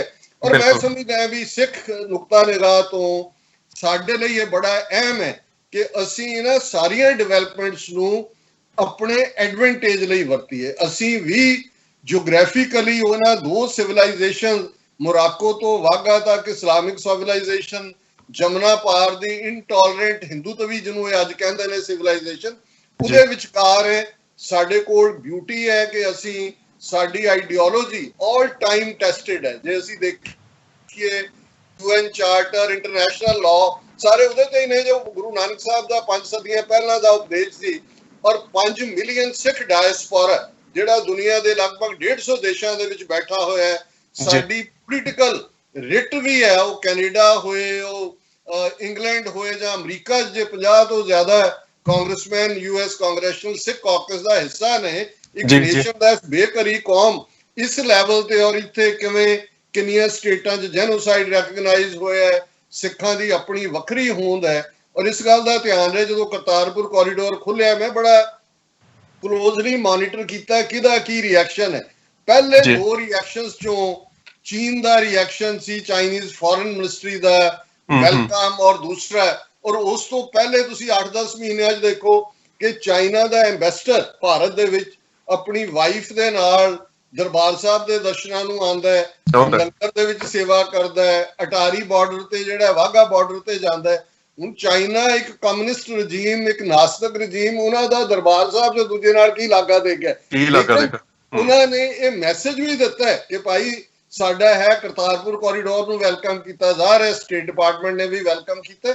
ਸੋ ਇਹ ਸਾਡੇ ਲਈ ਇਹ, ਔਰ ਯੂਨਾਈਟਿਡ ਨੇਸ਼ਨਸ ਦਾ ਸੈਕਟਰੀ ਜਨਰਲ ਖੁਦ ਵਿਜ਼ਿਟ ਕਰਦਾ ਹੈ ਪਾਕਿਸਤਾਨ, ਕਰਤਾਰਪੁਰ ਸਾਹਿਬ ਜਾਂਦਾ ਹੈ, ਉਹ ਕਹਿੰਦਾ ਵੀ ਇਹ ਕੋਰੀਡੋਰ ਆਫ ਲਵ ਹੈ, ਇਹ ਕੋਰੀਡੋਰ, ਇਹ ਬ੍ਰਿਜ ਹੈ ਦੋਨਾਂ ਦਾ।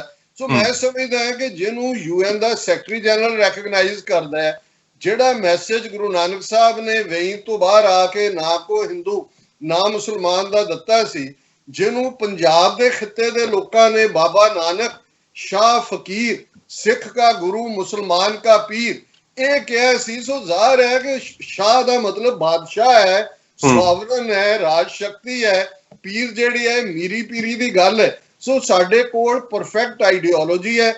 ਅੱਜ ਕਿਉਂਕਿ ਇਹ 47 ਦੇ ਵਿੱਚ ਸਾਡੇ ਕੋਲ ਅਸੀਂ ਲੈਕ ਕਰਦੇ ਸੀ, ਅੱਜ 50,350 ਸਕੁਅਰ ਕਿਲੋਮੀਟਰ ਟੈਰੀਟਰੀ ਜਿਹੜੀ ਇੰਡੀਅਨ ਆਕੂਪਾਈਡ ਪੰਜਾਬ ਹੈ, ਜਿਹਦੇ 'ਚ ਅਸੀਂ ਇਹਨਾਂ ਨੇ ਸਟੈਟਿਸਟਿਕਲ ਜੈਨੋਸਾਈਡ ਵੀ ਕੀਤਾ, ਪਰ ਅਸੀਂ ਕਲੋਜ਼ ਟੂ 70% ਹੈ। ਸੋ ਸਾਡੇ ਕੋਲ ਇੱਕ ਖਿੱਤਾ ਹੈ, ਔਰ ਉਹਦੇ ਨਾਲ ਲੱਗਦੇ ਅਸੀਂ 6 ਜਿਹੜੇ ਏਰੀਆ ਨੇ, ਹਨੂਮਾਨਗੜ੍ਹ, ਗੰਗਾਨਗਰ, ਹਰਿਆਣੇ ਦੇ, ਔਰ ਨੈਚੁਰਲ ਰੋਹਤਾਂਗ ਪਾਸ ਤੱਕ ਜਿਹੜਾ ਸਾਡਾ ਬਾਰਡਰ ਸੀ। ਇਸ ਗੱਲ ਦਾ ਧਿਆਨ ਰਹੇ, ਅੱਜ ਵੀ ਜੇ ਤੁਹਾਨੂੰ ਕਦੇ ਮਨਾਲੀ ਵੱਲ ਜਾਣ ਦਾ ਮੌਕਾ ਮਿਲਿਆ ਹੋਏ, ਇਹ ਰੋਹਤਾਂਗ ਪਾਸ ਮਨਾਲੀ ਦੇ ਫੁੱਟ ਹਿਲ ਦੇ ਉੱਤੇ ਇੱਕ ਥਾਂ ਹੈ ਜਿਹਨੂੰ ਲੋਕ ਜਾਣਦੇ ਨੇ, ਉਹਨੂੰ ਮੜੀ ਸਿੰਘਾਂ ਕਹਿੰਦੇ ਨੇ, ਕਿਉਂਕਿ ਜਿਹੜਾ ਪਹਿਲਾ ਅਟੈਂਪਟ ਸਿੱਖਾਂ ਦਾ ਸੀ ਚੀਨ ਦੇ ਨਾਲ ਬਾਰਡਰ ਖੋਲਣ ਦਾ, ਉਹ ਰੋਹਤਾਂਗ ਪਾਸ ਵੱਲੋਂ ਸੀ, ਪਰ ਉੱਥੇ ਅਨਟਾਈਮਲੀ ਬਰਫ਼ ਪੈਂਦੀ ਹੈ, ਉਹ ਬਰਫ਼ ਪਈ ਦਬ ਗਏ, ਔਰ ਜਦੋਂ ਉਹਨਾਂ ਦੀਆਂ ਡੈੱਡ ਬਾਡੀਜ਼ ਬਹੁਤ ਸਾਰਿਆਂ ਦੀਆਂ ਲਿਆਂਦੀਆਂ ਗਈਆਂ ਤੇ ਉਹਨਾਂ ਨੂੰ ਬਜਾਏ ਲਾਹੌਰ ਲਿਜਾਣ ਦੇ ਉੱਥੇ ਹੀ ਉਹਨਾਂ ਦਾ ਸੰਸਕਾਰ ਕੀਤਾ ਗਿਆ। ਔਰ ਦੈਨ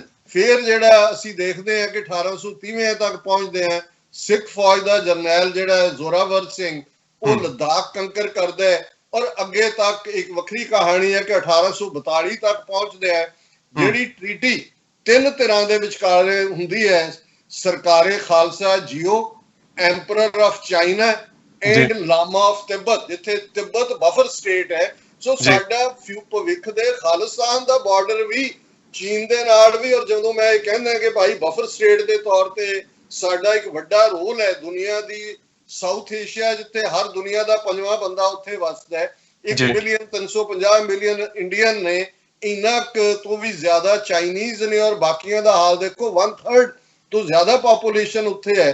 ਤੇ ਸਿੱਖ ਜਿਹੜੀ ਸਾਡੀ ਸਿਵਲਾਈਜੇਸ਼ਨ ਹੈ ਉਹ ਗਾਰੰਟੀ ਹੈ of stability, prosperity end piece, and in this order. ਜੇ ਕੋਈ ਖਿੱਤਾ ਸਟੇਬਲ ਨਾ ਹੋਏ ਉਹ ਪ੍ਰੋਸਪਰਸ ਨਹੀਂ ਹੁੰਦਾ, ਪ੍ਰੋਸਪੈਰਿਟੀ ਨਾ ਹੋਏ ਅਮਨ ਨਹੀਂ ਹੁੰਦਾ। ਪਰ ਅਨਫੋਰਚੂਨੇਟਲੀ ਈਵਨ ਸਾਡੇ ਵੱਡੇ ਹਿੱਸੇ ਨੂੰ ਵੀ ਆਪਣੀ ਅਹਿਮੀਅਤ ਕੀ ਹੈ, ਇਵੇਂ ਹੀ ਹੈ ਜਿਵੇਂ ਉਹ ਜਿਹੜਾ ਹਿਰਨੀ ਜਿਹੜੀ ਹੈ ਉਹ ਕਸਤੂਰੀ ਉਹਦੀ ਨਾਭੀ ਚ ਹੁੰਦੀ ਹੈ, ਪਰ ਉਹ ਛਾਲਾ ਮਾਰਦੀ ਹੁੰਦੀ ਹੈ ਚਾਰ ਚੁਫੇਰੇ ਕਿ ਭਾਈ ਉਹ ਕਿੱਥੇ ਹੈ। ਸਾਡਾ ਵੀ ਬਹੁਤ ਵਾਰ ਹਾਲ ਇਹੀ ਹੈ ਕਿ ਸਾਨੂੰ ਅਕਾਲ ਪੁਰਖ ਨੇ ਐਸਾ ਕੁਝ ਦਿੱਤਾ ਹੈ, ਉਸ ਖਿੱਤੇ 'ਚ ਦਿੱਤਾ ਹੈ। ਜਰਖੇਜ਼ ਸਾਡੀ ਧਰਤੀ ਹੈ, ਇੱਕ ਲੁੱਟ ਦੀ ਕਹਾਣੀ ਵੱਖਰੀ ਹੈ ਕਿ ਕਿਵੇਂ ਕਲੋਨੀਅਲ ਦਿੱਲੀ ਵਾਲੇ ਲੁੱਟ ਰਹੇ ਨੇ ਪੰਜਾਬ ਦੇ ਪਾਣੀਆਂ ਨੂੰ, ਦੂਜਿਆਂ ਨੂੰ, ਪਰ ਸਾਡਾ ਫਿਊਚਰ ਬਹੁਤ ਬ੍ਰਾਈਟ ਹੈ। ਅੱਛਾ, ਬਹੁਤ ਵਧੀਆ ਤਰੀਕੇ ਨਾਲ ਤੁਸੀਂ ਜਿਹੜੀ ਦੱਖਣ ਏਸ਼ੀਆ ਦੀ ਤੇ ਮਿਡਲ ਈਸਟ ਦੀ ਜਿਹੜੀ ਪੋਲੀਟੀਕਲ ਸਿਚੁਏਸ਼ਨ ਆ ਉਹ ਆਪਣੇ ਆਪ ਹੀ ਪੰਜਾਬ ਦੇ ਨਾਲ ਜੁੜ ਗਈ ਹੈ ਤੇ ਤੁਸੀਂ ਉਸ ਨੂੰ ਲਿੰਕ ਕੀਤਾ ਇਸ ਤਰੀਕੇ ਨਾਲ। ਜਿਹੜੀਆਂ ਬਦਲਦੇ ਹਾਲਾਤ ਦੇ ਮੱਦੇਨਜ਼ਰ ਪੰਜਾਬ ਦੀ ਅਹਿਮੀਅਤ ਨੂੰ ਤੁਸੀਂ ਬਿਆਨ ਕੀਤਾ ਕਿ ਪੰਜਾਬ ਦੀ ਕਿੰਨੀ ਅਹਿਮੀਅਤ ਹੈ, ਖਾਸ ਕਰਕੇ ਆਪਣੇ ਅੰਦਰ ਝਾਕਣ ਦੀ ਆਪਣਾ ਜਿਹੜਾ ਸਥਾਨ ਆ, ਮੂਲ ਸਥਾਨ ਉਹਦੀ ਅਹਿਮੀਅਤ ਕਿੰਨੀ ਹੈ, ਉਹਦੇ ਬਾਰੇ ਤੁਸੀਂ ਬਾਖੂਬ ਤਰੀਕੇ ਦੇ ਨਾਲ ਦੱਸਿਆ। ਇਹਦੇ ਨਾਲ ਅਸੀਂ ਦੇਖਦੇ ਕਿ ਮੌਜੂਦਾ ਹਾਲਤਾਂ ਦੇ ਵਿੱਚ ਜਦੋਂ ਕਿਤੇ ਪੰਜਾਬ ਦੀ ਆਜ਼ਾਦੀ ਦੀ ਗੱਲ ਚੱਲਦੀ ਹੈ ਜਾਂ ਪੰਜਾਬ ਬਾਰੇ ਅਸੀਂ ਪੰਜਾਬ ਦੇ ਸੋਰਸਿਸ ਬਾਰੇ ਗੱਲ ਕਰਦੇ ਹਾਂ ਕਿ ਇਹਦੀ ਲੁੱਟ ਹੋ ਰਹੀ ਹੈ ਜਾਂ ਇਹ ਸਾਰਾ ਕੁਝ ਹੋ ਰਿਹਾ ਹੈ, ਤਾਂ ਪੰਜਾਬ ਦੇ ਵਿੱਚ ਜਿਹੜੀ ਅਖੌਤੀ ਕਿਸਮ ਦੀ ਮੈਂ ਕਹਾਂਗਾ ਸੋ ਕਾਲਡ ਜਿਹੜੀ ਲੀਡਰਸ਼ਿਪ ਹੈ, ਜਿਸ ਨੂੰ ਪ੍ਰੋਜੈਕਟ ਕੀਤਾ ਗਿਆ, ਪ੍ਰੋਜੈਕਸ਼ਨਸ ਹੁੰਦੀਆਂ ਨੇ, ਉਹ ਉੱਥੇ ਵੀ ਗੱਲ ਹਿੱਤਾਂ ਦੀ ਆ ਜਾਂਦੀ ਹੈ। ਜਿਹੜਾ ਉਹ ਸਿਸਟਮ ਹੈ ਜਾਂ ਜਿਹੜੀ ਪਾਵਰ ਹੈ ਉੱਥੇ ਕੰਮ ਕਰਦੀ ਹੈ ਭਾਰਤ ਦੇ ਵਿੱਚ, ਉਸ ਨੂੰ ਆਪਣੇ ਹਿੱਤ ਪਿਆਰੇ ਨੇ ਇਸ ਕਰਕੇ ਆਪਣੇ ਹਿੱਤਾਂ ਦੇ ਮੁਤਾਬਕ ਜਿਹੜੇ ਲੋਕ ਕੰਮ ਕਰਦੇ ਉਹਨਾਂ ਨੂੰ ਉਹ ਲੀਡਰ ਬਣਾ ਕੇ ਪੰਜਾਬ ਦੇ ਉੱਤੇ ਥੋਪ ਦਿੰਦੇ ਨੇ। ਇਹ ਸਾਨੂੰ ਪਤਾ ਨਹੀਂ ਲੱਗਦਾ ਕਿ ਉਹਦੀ ਨਰਚਰਿੰਗ ਜਿਹੜੀ ਹੁੰਦੀ ਹੈ ਲੀਡਰ ਦੀ, ਉਹ 50 ਸਾਲ ਤੱਕ ਵੀ ਚੱਲਦੀ ਰਹਿੰਦੀ ਹੈ। ਹੁਣ ਕਿਵੇਂ ਕਿਸੇ ਲੀਡਰ ਦੀ ਸ਼ੁਰੂਆਤ ਹੁੰਦੀ ਹੈ, ਪਰ ਉਹਦੇ ਪਿੱਛੇ ਕਿਹੜੀਆਂ ਤਾਕਤਾਂ ਹੁੰਦੀਆਂ ਨੇ, ਇਹ ਸਾਰਾ ਹੁਣ ਕੁਛ ਲੋਕਾਂ ਨੇ ਜਾਣਨਾ ਸ਼ੁਰੂ ਕਰ ਦਿੱਤਾ। ਪਹਿਲਾਂ ਇਹ ਪਤਾ ਨਹੀਂ ਸੀ ਹੈਗਾ ਲੋਕਾਂ ਨੂੰ, ਖਾਸ ਕਰਕੇ ਆਪਣੇ ਪੰਜਾਬੀਆਂ ਨੂੰ। ਪਰ ਹੁਣ ਜਿਹੜੀ ਸਥਿਤੀ ਹੈ ਉਹ ਅਸੀਂ ਦੇਖਦੇ ਹਾਂ ਕਿ ਲੀਡਰਸ਼ਿਪ ਦੇ ਪੱਖੋਂ ਤਾਂ ਕਾਫੀ ਗੁੰਝਲਦਾਰ ਹੈ, ਪਰ ਪੰਜਾਬ ਦੇ ਲੋਕ ਜਿਹੜੇ ਹੈ ਨੇ ਉਹ ਕਿਤੇ ਨਾ ਕਿਤੇ ਇਹਨਾਂ ਗੱਲਾਂ ਨੂੰ ਜਾਣਨਾ ਉਹਨਾਂ ਨੇ ਸ਼ੁਰੂ ਕਰ ਦਿੱਤਾ। ਉਹ ਅਵੇਅਰਨੈਸ ਹੋਣੀ ਸ਼ੁਰੂ ਹੋ ਗਈ ਹੈ ਕਿ ਅਸੀਂ ਗੁਲਾਮ ਹਾਂ। ਇਹੋ ਹੀ ਵਜ੍ਹਾ ਹੈ ਕਿ ਪੰਜਾਬ ਦੇ ਉੱਤੇ ਪੁਲਿਸ ਦਾ, ਸਰਕਾਰਾਂ ਦਾ, ਉਹ ਸਿਸਟਮ ਦਾ ਤਸ਼ੱਦਦ ਹੈ ਜਿਹੜਾ ਉਹ ਹੁੰਦਾ ਆ। ਮੈਨੂੰ ਏਦਾਂ ਲੱਗਦਾ ਹੁਣ ਵੀ ਜਾਰੀ ਹੈ, ਤਸ਼ੱਦਦ ਹੁੰਦਾ, ਭਾਵੇਂ ਜਦੋਂ ਰੈਫਰੈਂਡਮ ਦੀ ਗੱਲ ਚੱਲਦੀ ਹੈ ਜਾਂ ਪੰਜਾਬ ਦੀ ਆਜ਼ਾਦੀ ਦੀ ਗੱਲ ਚੱਲਦੀ ਹੈ, ਖਾਲਿਸਤਾਨ ਦੀ ਗੱਲ ਚੱਲਦੀ ਹੈ, ਤਾਂ ਉੱਥੇ ਆਨੇ ਬਹਾਨੇ ਉਸ ਲਹਿਰ ਨੂੰ ਹਿੰਸਾ ਦੇ ਪੱਧਰ ਦੇ ਉੱਤੇ ਜੁੜੀ ਹੋਈ ਹੋਣ ਕਾਰਨ ਬਦਨਾਮ ਵੀ ਕਰਨ ਦੀ ਕੋਸ਼ਿਸ਼ ਕੀਤੀ ਜਾਂਦੀ ਹੈ ਤੇ ਉਹ ਤਸ਼ੱਦਦ ਕਰਨ ਦਾ ਇੱਕ ਉਹਨਾਂ ਨੂੰ ਮੌਕਾ ਵੀ ਮਿਲਦਾ। ਤੁਸੀਂ ਕਿਵੇਂ ਦੇਖਦੇ ਹੋ ਇਸ ਸਾਰੀ ਘਟਨਾ ਨੂੰ? ਸਮਾਂ ਵੀ ਤੇਜ਼ੀ ਨਾਲ ਅੱਗੇ ਵਧ ਰਿਹਾ ਤੇ ਮੈਂ ਚਾਹਾਂਗਾ ਕਿ ਇਸ ਨੂੰ ਆਪਾਂ ਉਸ ਤਰੀਕੇ ਨਾਲ ਗੱਲ ਕਰੀਏ। ਦੇਖੋ, 20ਵੀਂ ਸਦੀ ਦੇ ਵਿੱਚ ਸਾਡੇ ਕੋਲ ਦੋ ਵੱਡੀਆਂ ਸ਼ਖਸੀਅਤਾਂ ਜਿਨ੍ਹਾਂ ਦਾ ਅਸਰ ਮੈਂ ਕਬੂਲਿਆ ਆਪਣੇ ਬਚਪਨ ਤੋਂ, ਮੈਂ ਸਮਝਦਾ ਵੀ ਜਿਨ੍ਹਾਂ ਨੇ ਮੇਰੀ ਵੀ ਜ਼ਿੰਦਗੀ ਦੀ ਵਾਟ ਨੂੰ, ਰਾਹ ਨੂੰ ਜਿਹੜਾ ਹੈ ਉਹ ਇਸ ਪਾਸੇ ਵੱਲ ਮੇਰਾ ਝੁਕਾ ਲਿਆਂਦਾ। ਉਹਨਾਂ 'ਚ ਸਰਦਾਰ ਕਪੂਰ ਸਿੰਘ ਜਿਹੜੇ ਬਹੁਤ ਵੱਡੇ ਫਿਲਾਸਫਰ, ਚਿੰਤਕ ਔਰ ਵਿਟਨੈਸ ਨੇ, 47 ਪੋਸਟ 47, ਔਰ ਦੂਸਰੇ ਸਨ ਜਰਨੈਲ ਸਿੰਘ ਖਾਲਸਾ ਭਿੰਡਰਾਂਵਾਲੇ, ਜਿਨ੍ਹਾਂ ਨੇ ਦੱਸਿਆ ਕਿ ਅੜਨਾ ਤੇ ਖੜਨਾ ਤੇ ਲੜਨਾ ਕਿਹਨੂੰ ਕਹਿੰਦੇ ਨੇ ਆਪਣੇ ਹੱਕਾਂ ਦੇ ਲਈ, ਕਿਵੇਂ। ਔਰ ਇਹ ਉਹ ਦੁਹਰਾਇਆ ਉਹਨਾਂ ਦੀ ਸ਼ਖਸੀਅਤ ਦਾ ਜਿਹਨੇ 18ਵੀਂ ਸਦੀ ਦੀ ਸਿੱਖ ਹਿਸਟਰੀ ਨੂੰ ਦੁਬਾਰਾ ਜਿਹੜਾ ਉਹ ਸਜੀਵ ਕੀਤਾ ਔਰ ਇਹ ਸਪਿਨ ਸੀ ਉਹਨਾਂ ਦੀ ਉਸ ਬਹਾਦਰੀ ਔਰ ਅਣਖ ਦੀ ਕਿ ਅਗਲੇ 10 ਸਾਲ ਖਾਲਿਸਤਾਨ ਦੀ ਸਟਰਗਲ ਉਸ ਸਪਿਨ ਦੇ ਨਾਲ ਹੀ ਤੁਰੀ ਚਲੀ ਗਈ। ਭਾਵੇਂ ਇਸ ਬਾਰੇ ਦੋ ਰਾਵਾਂ ਹੋਣਗੀਆਂ ਕਿ ਭਾਈ ਸੁਚੱਜੀ ਲੀਡਰਸ਼ਿਪ ਕਿੰਨੀ ਸੀ ਜਾਂ ਕਿਉਂ ਨਹੀਂ ਸੀ ਜਾਂ ਕਿਉਂ ਸੀ, ਇਹ ਇੱਕ ਵੱਖਰੀ ਡਿਬੇਟ ਚਲੀ ਜਾਂਦੀ। ਇੱਕ ਸਰ ਕਪੂਰ ਸਿੰਘ ਹੋਰਾਂ ਦੀ ਬੜੀ ਖੂਬਸੂਰਤ ਕੋਟ ਹੈ। ਉਹਨਾਂ ਨੇ ਕਿਹਾ ਕਿ ਵੀ ਦੇਖੋ ਹਰ ਸਾਜ਼ ਨੂੰ ਵਜਾਉਣ ਤੋਂ ਪਹਿਲਾਂ ਸੁਰ ਕਰਨਾ ਪੈਂਦਾ ਹੈ, ਉਹਦੀ ਟਿਊਨਿੰਗ ਕਰਨੀ ਪੈਂਦੀ ਹੈ। ਬਿਲਕੁਲ ਜੀ। ਖਾਲਸਾ ਇੱਕ ਐਸਾ ਸਾਜ਼ ਹੈ ਜਿਹਦੀ ਟਿਊਨਿੰਗ, ਜਿਹਨੂੰ ਗੁਰੂ ਕਲਗੀਧਰ ਪਾਤਸ਼ਾਹ ਨੇ ਸੁਰ ਕੀਤਾ ਹੋਇਆ ਹੈ, ਸਿਰਫ ਠੀਕ ਨੋਟ ਦੇ ਉੱਤੇ ਉਂਗਲ ਰੱਖਣ ਦੀ ਲੋੜ ਹੈ। ਇਹ ਸਿਤਾਰ ਇਹ ਸਾਜ਼ ਗੁੰਜਾਰਾ ਪਾ ਦਿੰਦਾ ਹੈ। ਤਾਂ ਮੈਂ ਸਮਝਦਾ ਹਾਂ ਵੀ ਜੇ ਅਸੀਂ ਦੋ ਵੱਡੀਆਂ ਸ਼ਖਸੀਅਤਾਂ ਸਿੱਖ ਇਤਿਹਾਸ ਦੇ 300 ਸਾਲ ਦੇ ਪੀਰੀਅਡ ਦੇਖੀਏ, ਬਾਬਾ ਬੰਦਾ ਸਿੰਘ ਬਹਾਦਰ ਜਿਹੜੇ ਪੰਜਾਬ ਚੋਂ ਨਹੀਂ ਨੇ, ਕੋਈ ਉਹਨਾਂ ਦੀ ਉਸ ਤੋਂ ਪਹਿਲਾਂ ਕੋਈ ਜਾਣਦਾ ਨਹੀਂ ਹੈ, ਲੇਕਿਨ ਉਹ ਸੁਰ ਕੀਤੇ ਸਾਜ਼ 10ਵੇਂ ਪਾਤਸ਼ਾਹ ਦਾ ਥਾਪੜਾ ਔਰ ਉਸ ਸਮੇਂ ਦੇ ਨਾਲ ਆਉਂਦੇ ਨੇ ਤੇ ਕਿਵੇਂ ਹੇਠਲੀ ਉੱਤੇ ਲਿਆ ਦਿੰਦੇ ਨੇ। ਪਹਿਲਾ ਸਿੱਖ ਰਾਜ ਜਾਂ ਪਹਿਲਾ ਰੈਵੋਲੂਸ਼ਨ, ਕੱਲਾ ਸਿੱਖ ਰਾਜ ਦੀ ਜਦੋਂ ਅਸੀਂ ਗੱਲ ਕਰਦੇ ਹਾਂ, ਇਹ ਵੀ ਇੱਕ ਜਿਹੜਾ ਕਾਨਸੈਪਟ ਕਿ ਪਤਾ ਨਹੀਂ ਅਸੀਂ ਦੂਸਰੇ ਦੇ ਹੱਕ ਖੋਣੇ ਹੁੰਦੇ, ਇਵੇਂ ਨਹੀਂ ਹੁੰਦਾ। ਰਾਜ ਦਾ ਮਤਲਬ ਇਕਨੋਮਿਕਲ ਪ੍ਰੋਸਪੈਰਿਟੀ ਨਾਲ ਜੁੜਿਆ ਹੁੰਦਾ ਹੈ। ਇਹੀ ਕਾਰਨ ਸੀ ਕਿ ਜਿਹੜਾ ਪਹਿਲਾ ਸਾਡਾ ਰਾਇਲ ਫਰਮਾਨ, ਰਾਇਲ ਸਟੈਂਪ ਦੇ ਰੂਪ ਦੇ ਵਿੱਚ ਆਉਂਦਾ ਹੈ, ਦੇਗੋ ਤੇਗੋ ਫਤਿਹ ਹੋ ਨੁਸਰਤ ਬੇਦਰੰਗ ਯਾਫਤ ਅਜ ਨਾਨਕ ਗੁਰੂ ਗੋਬਿੰਦ ਸਿੰਘ, ਕਿ ਗੁਰੂ ਨਾਨਕ ਸਾਹਿਬ ਤੋਂ ਲੈ ਕੇ 10ਵੇਂ ਪਾਤਸ਼ਾਹ ਤੱਕ ਜਿਹੜੀਆਂ ਸਾਨੂੰ ਬਖਸ਼ੀਆਂ ਮਿਲੀਆਂ ਨੇ, ਉਹਨਾਂ 'ਚ ਦੇਗ ਦੀ ਗੱਲ ਪਹਿਲਾਂ ਇਕਨੋਮਿਕਲ ਪ੍ਰੋਸਪੈਰਿਟੀ। ਔਰ ਪਹਿਲਾ ਆਰਡੀਨੈਂਸ ਜੇ ਅੱਜ ਦੀ ਜ਼ਬਾਨ 'ਚ ਲਫ਼ਜ਼ ਇਸਤੇਮਾਲ ਕਰਨਾ ਹੋਏ ਤੇ ਬਾਬਾ ਬੰਦਾ ਸਿੰਘ ਬਹਾਦਰ ਦੇ ਉਸ ਪੀਰੀਅਡ 'ਚ ਹੁੰਦਾ ਹੈ ਕਿ ਜ਼ਮੀਨ ਵਾਹੁਣ ਵਾਲਾ ਜ਼ਮੀਨ ਦਾ ਮਾਲਕ ਹੈ, tiller of the land is the owner of the land. ਹੁਣ ਇਹ ਜਿਹੜਾ ਪਾਰਟ ਹੈ, ਮੈਂ ਸਮਝਦਾ ਹਾਂ ਵੀ ਉਸ ਤੋਂ ਅਸੀਂ ਲਗਭਗ ਬਾਅਦ ਇਹ ਦੇਖਦੇ ਹਾਂ ਸਿੱਖ ਮਿਸਲਾਂ, ਰਣਜੀਤ ਸਿੰਘ ਦਾ ਰਾਜ। ਪਰ ਜੇ ਮੈਂ 20ਵੀਂ ਸਦੀ 'ਚ ਆਵਾਂ, ਸੰਤ ਜਰਨੈਲ ਸਿੰਘ ਖਾਲਸਾ ਭਿੰਡਰਾਂਵਾਲੇ ਫਿਰ ਉਹ ਸ਼ਖਸੀਅਤ ਦੇ ਤੌਰ ਤੇ ਉੱਭਰਦੇ ਨੇ। ਬੇਸ਼ੱਕ 1849 ਤੋਂ 1947 ਤੱਕ ਜਾਂ 1977 ਤੱਕ ਜਦੋਂ ਉਹਨਾਂ ਨੇ ਟਕਸਾਲ ਦੀ ਸੇਵਾ ਲਈ ਬਹੁਤ ਕੁਰਬਾਨੀਆਂ ਹੋਈਆਂ ਨੇ। ਭਾਈ ਮਹਾਰਾਜ ਸਿੰਘ ਤੋਂ ਅਸੀਂ ਸ਼ੁਰੂ ਕਰਦੇ ਹਾਂ, ਕੂਕਾ ਮੂਵਮੈਂਟ ਹੈ, ਗਦਰੀ ਮੂਵਮੈਂਟ ਹੈ, ਸਰ ਕਰਤਾਰ ਸਿੰਘ ਸਰਾਭਾ, ਊਧਮ ਸਿੰਘ, ਸ਼ਹੀਦ ਭਗਤ ਸਿੰਘ, ਇਹਨਾਂ ਦੀ ਲੈਗੇਸੀ ਸਾਡੀ ਸਿੱਖ ਲੈਗੇਸੀ ਹੈ। ਸਾਨੂੰ ਫਖਰ ਹੋਣਾ ਚਾਹੀਦਾ ਹੈ ਕਿ ਵਾਰੀ ਬੇਮਤਲਬ ਡਿਬੇਟਸ ਅਸੀਂ ਇਹਨਾਂ ਦੇ ਦੁਆਲੇ ਕਹੇ ਨਹੀਂ, ਇਹ ਉਸ ਸਿੱਖ ਥਾਟ, ਉਸ ਸਿੱਖ ਸਪਿਨ ਦਾ ਹਿੱਸਾ ਨੇ ਜਿਹੜੇ ਉਸ ਧਰਤੀ ਤੇ ਗੁਰੂ ਨਾਨਕ ਸਾਹਿਬ ਨੇ ਜ਼ਾਲਮ ਦੀਆਂ ਅੱਖਾਂ 'ਚ ਅੱਖਾਂ ਝਾਕ ਕੇ ਕਿਹਾ ਸੀ ਕਿ ਸੱਚ ਕੀ ਬਾਣੀ ਨਾਨਕ ਆਖੇ, ਸੱਚ ਸੁਣਾਏ ਸੀ ਸੱਚ ਕੀ ਬੇਲਾ। ਲੇਕਿਨ ਇਹ ਕ੍ਰੈਡਿਟ ਸੰਤ ਭਿੰਡਰਾਂ ਵਾਲਿਆਂ ਨੂੰ ਤਾਰੀਖ ਨੇ ਦਿੱਤਾ ਹੈ ਔਰ ਕੱਲ ਨੂੰ ਦੇਗੀ ਕਿ ਉਹਨਾਂ ਨੇ ਸਭ ਤੋਂ 1849 ਦੇ ਰਾਜ ਨੂੰ ਜਾਣ ਤੋਂ ਬਾਅਦ ਸਿੱਖਾਂ ਦੇ ਸਭ ਤੋਂ ਪਹਿਲਾਂ ਸਿੱਖ ਰਾਜ ਨੂੰ ਦੇ ਉੱਤੇ ਫੋਕਸ ਰੱਖ ਕੇ ਉਹਨਾਂ ਨੇ ਆਰਟੀਕੂਲੇਟ ਕੀਤਾ ਉਹਨੂੰ। ਹੁਣ ਇਹਦੇ 'ਚ ਕੋਈ ਸ਼ੱਕ ਨਹੀਂ ਹੈ ਕਿ ਹਕੂਮਤ ਘਬਰਾਈ, ਸਿਸਟਮ ਘਬਰਾਇਆ, ਕਿਉਂਕਿ ਹਮੇਸ਼ਾ ਦੇਖੋ ਇਮਾਨਦਾਰ ਬੰਦੇ ਨੂੰ ਜਾਂ ਇਮਾਨਦਾਰ ਸਿਸਟਮ ਨੂੰ ਤੋੜਨਾ ਬਹੁਤ ਔਖਾ ਹੁੰਦਾ। ਕਰਪਟ ਬੰਦੇ ਨੂੰ ਜਾਂ ਕਰਪਟ ਸਿਸਟਮ ਨੂੰ ਤੋੜਨਾ ਕੀ ਔਖਾ ਹੈ, ਉਹਦੀ ਕੀਮਤ ਹੈ ਨਹੀਂ, ਉਹਦੀ ਤੁਸੀਂ ਕੀਮਤ ਉਤਾਰੋ ਉਹਨੂੰ ਟੁੱਟ ਜਾਂਦਾ। ਸੋ ਇਹ ਜਿਹੜੇ ਸਾਰੇ ਬਾਦਲ ਕੇ, ਅਮਰਿੰਦਰ ਕੇ ਜਾਂ ਕੇਜਰੀਵਾਲ ਕੇ ਜਾਂ ਕੱਲ ਨੂੰ ਕੋਈ ਹੋਰ ਆ ਜਾਣ, ਇਹ ਸਾਰੀ ਉਹ ਕਲਾਸ ਹੈ ਜਿਨ੍ਹਾਂ ਦੀ ਕੀਮਤ ਦਾ ਉਹਨਾਂ ਦੀਆਂ ਫਾਈਲਾਂ ਦੇ ਵਿੱਚ ਲਿਖਿਆ ਹੋਇਆ ਵੀ ਇਹਦਾ ਕੀ ਮੁੱਲ ਹੈ, ਕਿਸੇ ਨੂੰ ਕਿੱਥੇ ਉਹਨਾਂ ਨੇ ਕਾਣਾ ਕੀਤਾ ਹੋਇਆ, ਕਿਹਦਾ ਕੀ ਪਾਰਟ ਹੈ।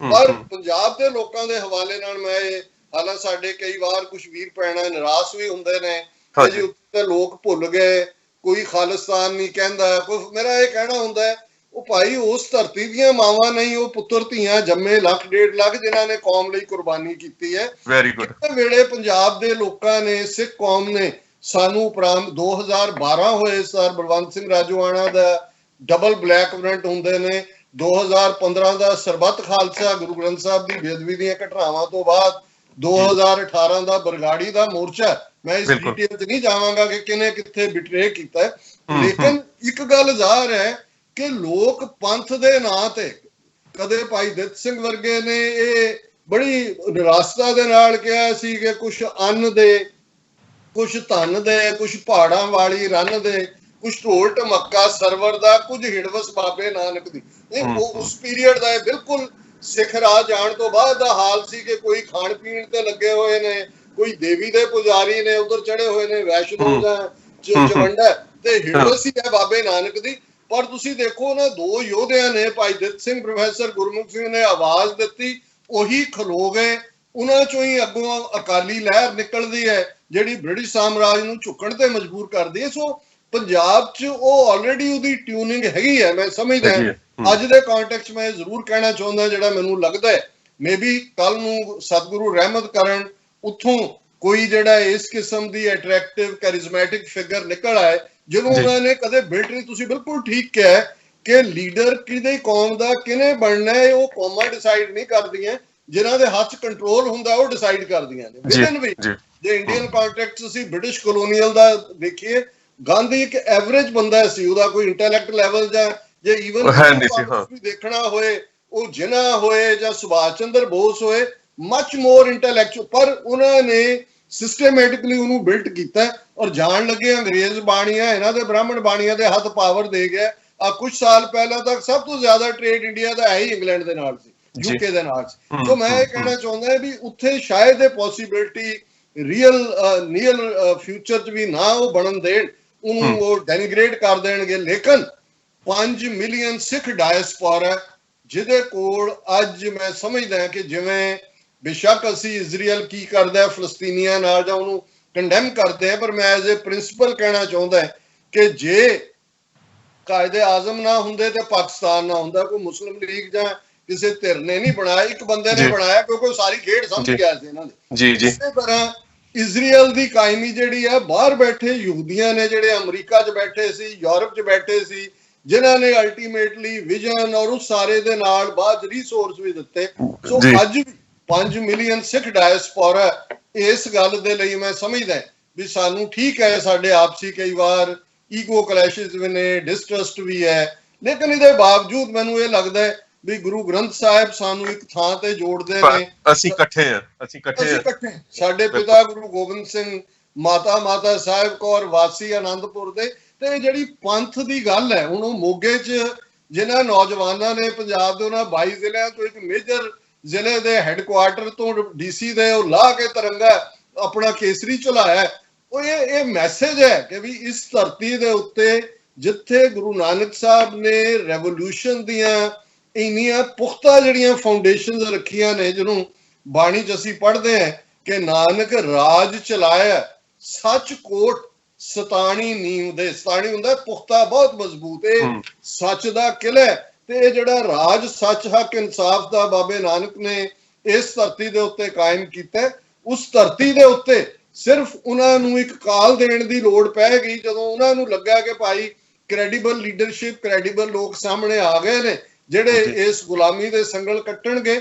ਉਹੀ ਲੋਕ ਜਿਹੜੇ ਕਦੇ ਬੰਦਾ ਸਿੰਘ ਬਹਾਦਰ ਨਾਲ ਗੁਰੂ ਦਾ ਹੁਕਮਨਾਮਾ ਸੀ ਕਿ ਆਓ, ਉਹੀ ਜਿਹੜੇ ਨੇ ਆਪਣੇ ਹੜ ਲੈ ਕੇ ਘਰ ਪਈਆਂ ਜਿਹੜੇ ਵੀ ਲੋਹੇ ਦੀ ਚੀਜ਼ ਸੀ ਲੁਹਾਰ ਕੋਲ ਗਏ ਕਿ ਭਾਈ ਦੀ ਤਲਵਾਰ ਬਣਾ ਦੇ, ਜਾਣਾ ਅਸੀਂ ਸਰਹੰਦ ਨੂੰ, ਅਸੀਂ ਗੁਰੂ ਦੀ ਜਿਹੜੀ ਆ ਕੰਧ ਖੜਕਾਣੀ ਹੈ। ਉਸੇ ਨੂੰ ਹੀ ਲੀਰਾਂ ਲਪੇਟ ਕੇ ਮਿਆਨ ਵੀ ਨਹੀਂ ਹੈ। ਔਰ ਜਿਹੜੀ ਅਸੀਂ ਚਾਪੜ ਜਿਹੜੀ ਦੀ ਜੰਗ ਦੇਖਦੇ ਹਾਂ ਜਿਹਨੇ 800 ਸਾਲ ਦਾ ਇਤਿਹਾਸ ਬਦਲ ਕੇ ਰੱਖਿਆ, ਸਾਡੇ ਕੋਲ ਨਾ ਉੱਥੇ ਹਾਥੀ ਸੀ, ਨਾ ਤੋਪਖਾਨਾ ਸੀ, ਨਾ ਬੰਦੂਕਾਂ ਸੀ। ਦੁਨੀਆ ਦੀ ਇੱਕ ਅਸੀਂ ਉਹ ਵਾਰ ਜਿੱਤੀ ਹੈ ਜਿੱਥੇ ਇੱਕ ਪਾਸੇ ਹਜ਼ਾਰਾਂ ਟ੍ਰੇਨਡ ਸੋਲਜਰ ਸੀ, ਵਜ਼ੀਰ ਖਾਨ ਦੇ ਹਾਥੀ ਸੀ, ਪਰ ਇੱਧਰ ਗੁਰੂ ਦੇ ਪ੍ਰੇਮ ਦੇ ਪੁਤਲੇ ਸੀ। ਸੋ ਮੈਂ ਸਮਝਦਾ ਵੀ ਉਹ ਕਮਾਈ ਉੱਥੇ ਹੀ ਹੈ। ਸਾਡਾ ਯਕੀਨ ਪੁਖਤਾ ਹੋਣਾ ਚਾਹੀਦਾ ਹੈ ਔਰ ਘੱਟੋ ਘੱਟ ਦੁਨੀਆ ਦੇ ਇਸ ਬਦਲਦੇ ਹਾਲਾਤ 'ਚ ਜਿਹੜਾ ਡਾਇਸਪੋਰਾ ਸਿੱਖ ਹੈ, ਮੈਂ ਸਮਝਦਾ ਉਹਦਾ ਇਸ ਵੇਲੇ ਸੈਂਟਰਲ ਰੋਲ ਹੈ ਔਰ ਸਾਨੂੰ ਆਪਣੀ ਫਰਜ਼ ਨੂੰ ਨਿਭਾਉਣਾ ਚਾਹੀਦਾ ਹੈ। ਇਹ ਨਾ ਹੋਏ ਜਿਵੇਂ ਅੱਜ ਅਸੀਂ 47 ਦੀ ਅਕਾਲੀ ਲੀਡਰਸ਼ਿਪ ਨੂੰ ਬਲੇਮ ਕਰਦੇ ਹਾਂ ਕਿ ਜੋ ਉਹ ਸਮੇਂ ਦੇ ਹਾਣ ਦਾ ਨਹੀਂ ਸੀ। ਸਾਨੂੰ ਵੀ ਕੱਲ ਦਾ ਸਾਡਾ ਸਿੱਖ ਫਿਊਚਰ 'ਚ ਉਹ ਇਹ ਕਹੇ ਕਿ ਜੀ ਇਦਾਂ ਦੇ ਹਾਲਾਤ ਸੀ, ਇਹ ਸਾਡੇ ਜਿਹੜੇ ਨੇ ਜੇ ਸਿਆਣੇ ਹੁੰਦੇ ਤਾਂ ਸਾਡਾ ਕੁਝ ਬਣ ਸਕਦਾ ਸੀ। For us this is a time to seize the opportunity by the horns. ਬਿਲਕੁਲ, ਬਹੁਤ ਵਧੀਆ ਤਰੀਕੇ ਨਾਲ ਤੁਸੀਂ ਇਸ ਦਾ ਵਿਖਿਆਨ ਕੀਤਾ। ਇੱਕ ਸਵਾਲ ਮੈਂ ਤੁਹਾਡੇ ਕੋਲੋਂ ਕਰਨਾ ਚਾਹੁੰਦਾ, ਹਾਲਾਂਕਿ ਇਸ ਮਜ਼ਮੂਨ ਦਾ ਹਿੱਸਾ ਨਹੀਂ ਹੈਗਾ ਉਹ, ਪਰ ਉਹ ਆਪਣੇ ਨਾਲ ਸੰਬੰਧ ਰੱਖਦਾ।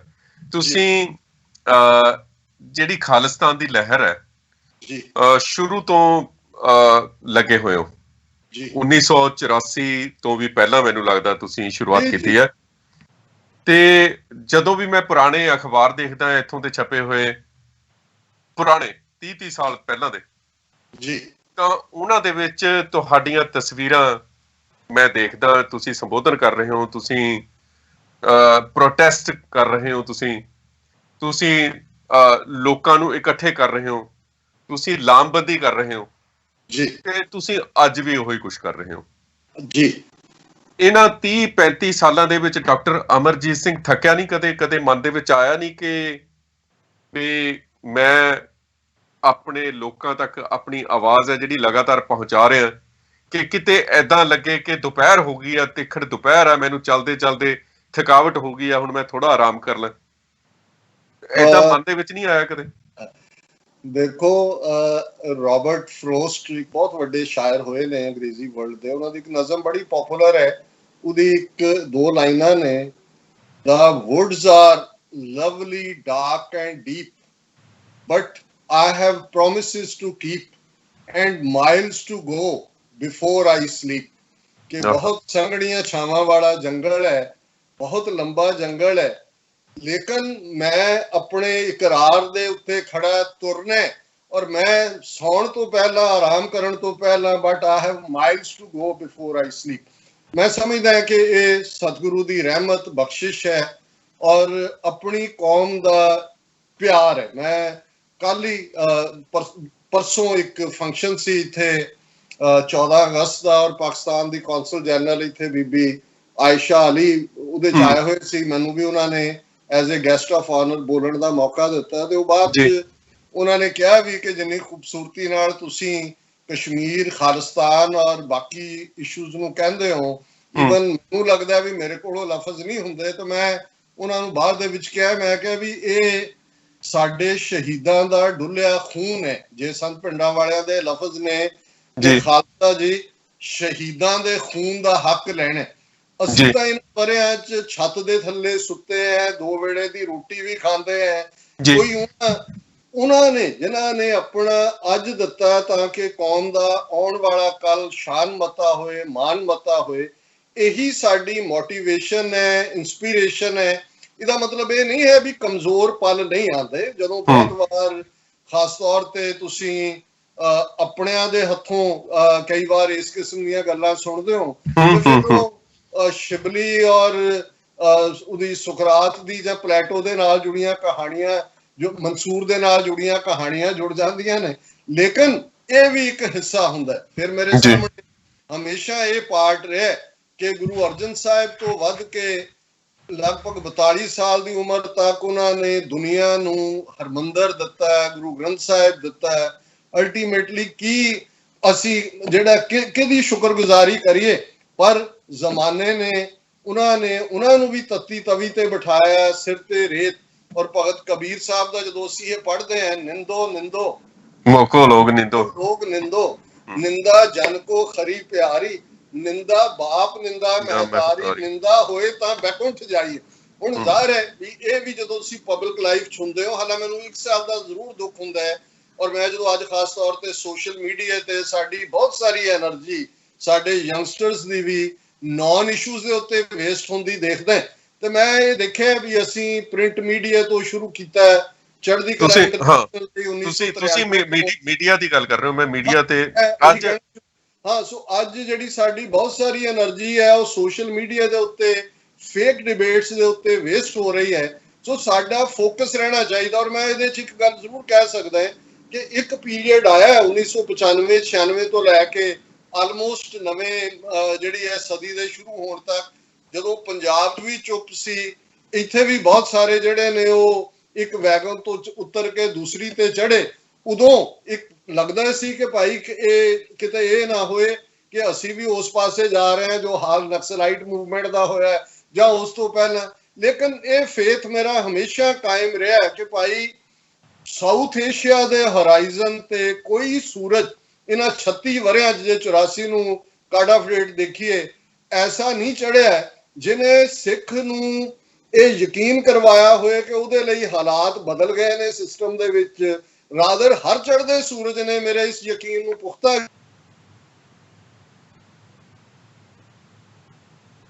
ਬਣਾ ਸਕੇ ਸਿੱਖੀ ਦਾ ਤਾਂ ਕੁਝ ਨਹੀਂ ਵਿਗੜਦਾ, ਉਹ ਤਾਂ ਗਲੋਬਲ ਅਸੀਂ ਪਹੁੰਚ ਗਏ ਹੋਏ ਹਾਂ, ਪਰ ਉਸ ਧਰਤੀ ਤੇ ਸਾਡਾ ਹਾਲ ਇਹ ਬੁੱਧ ਧਰਮ ਵਾਲਾ ਕਰ ਦੇਣਗੇ। ਲੇਕਿਨ ਮੈਨੂੰ ਇਸ ਗੱਲ ਦਾ ਫਖਰ ਹੈ ਆਪਣੇ ਉਹਨਾਂ ਵੀਰਾਂ ਭੈਣਾਂ ਦੇ ਉੱਤੇ ਜਿਨ੍ਹਾਂ ਨੇ ਇਸ ਗੱਲ ਨੂੰ ਅੱਗੇ ਤੋਰਿਆ।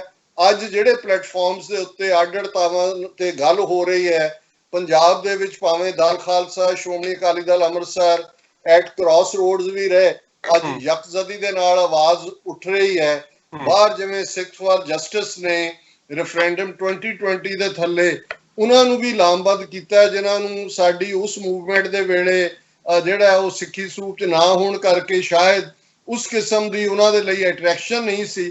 ਸੋ ਇਹ ਜਿਹੜੇ ਸਾਰੇ ਹੀ ਰਸਤੇ ਨੇ ਅਲਟੀਮੇਟਲੀ ਕੌਮ ਦੇ ਵਿੱਚ ਅਵੇਅਰਨੈਸ ਹੈ।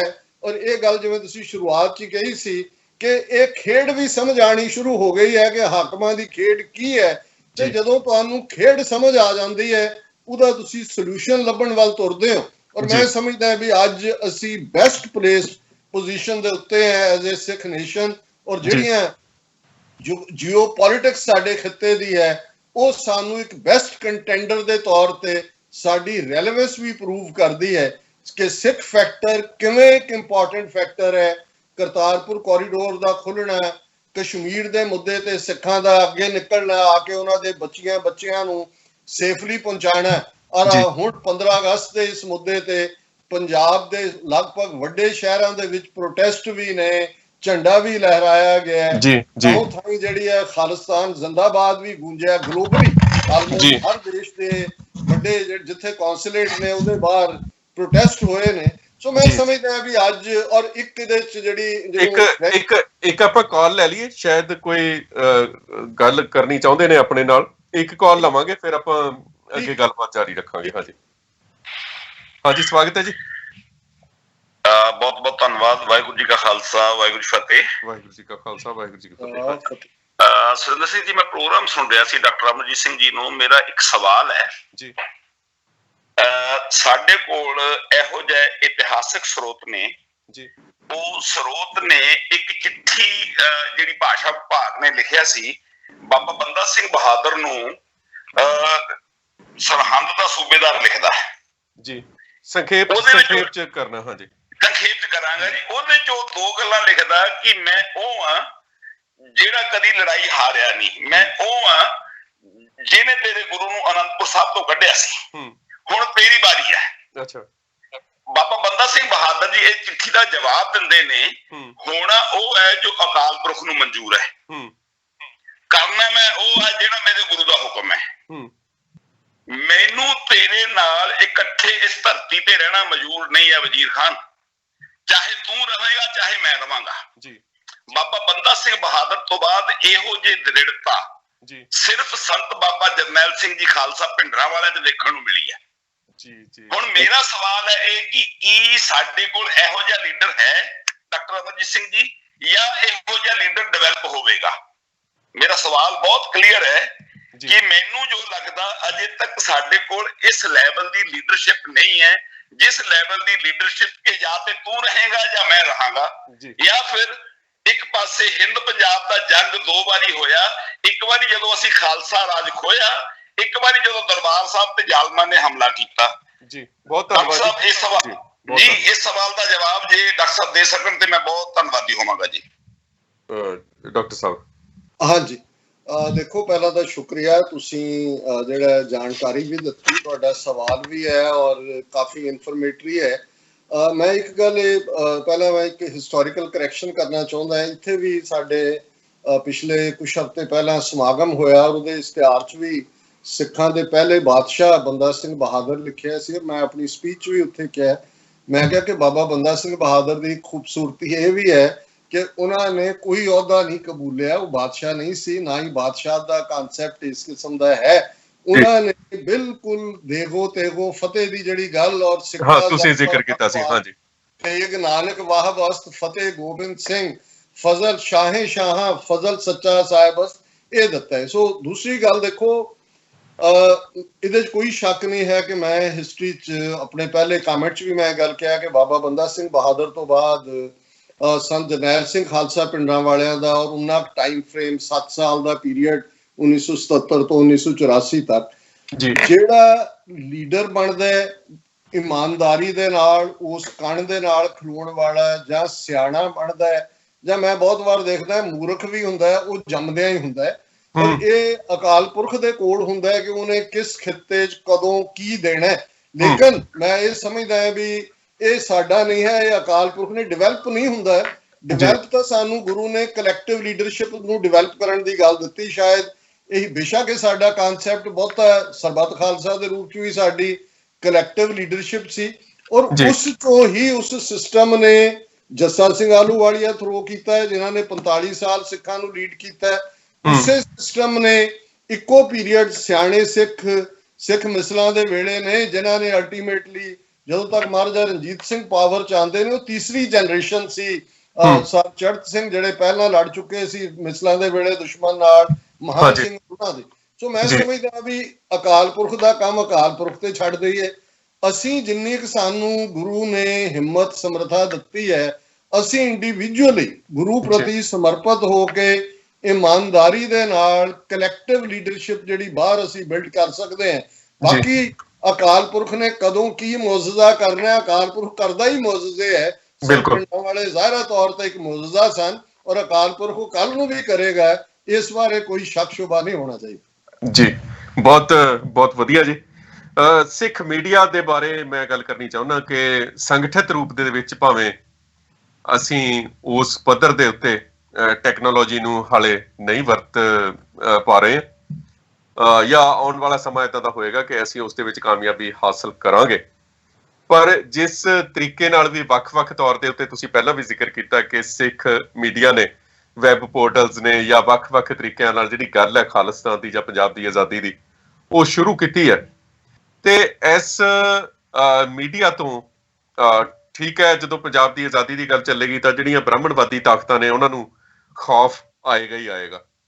ਪੰਜਾਬ ਦੇ ਵਿੱਚ, ਭਾਰਤ ਦੇ ਵਿੱਚ ਸਿੱਖ ਮੀਡੀਆ ਦੇ ਉੱਤੇ ਜਿਹੜੀ ਮੈਂ ਕਹਿੰਦਾ ਵੀ ਪਾਬੰਦੀ ਹੈ, ਉਹ ਐਸੇ ਗੱਲ ਦਾ ਸੂਚਕ ਹੈ ਕਿ ਸਰਕਾਰ ਘਬਰਾਉਂਦੀ ਤਾਂ ਹੈ, ਡਰਦੀ ਤਾਂ ਹੈ।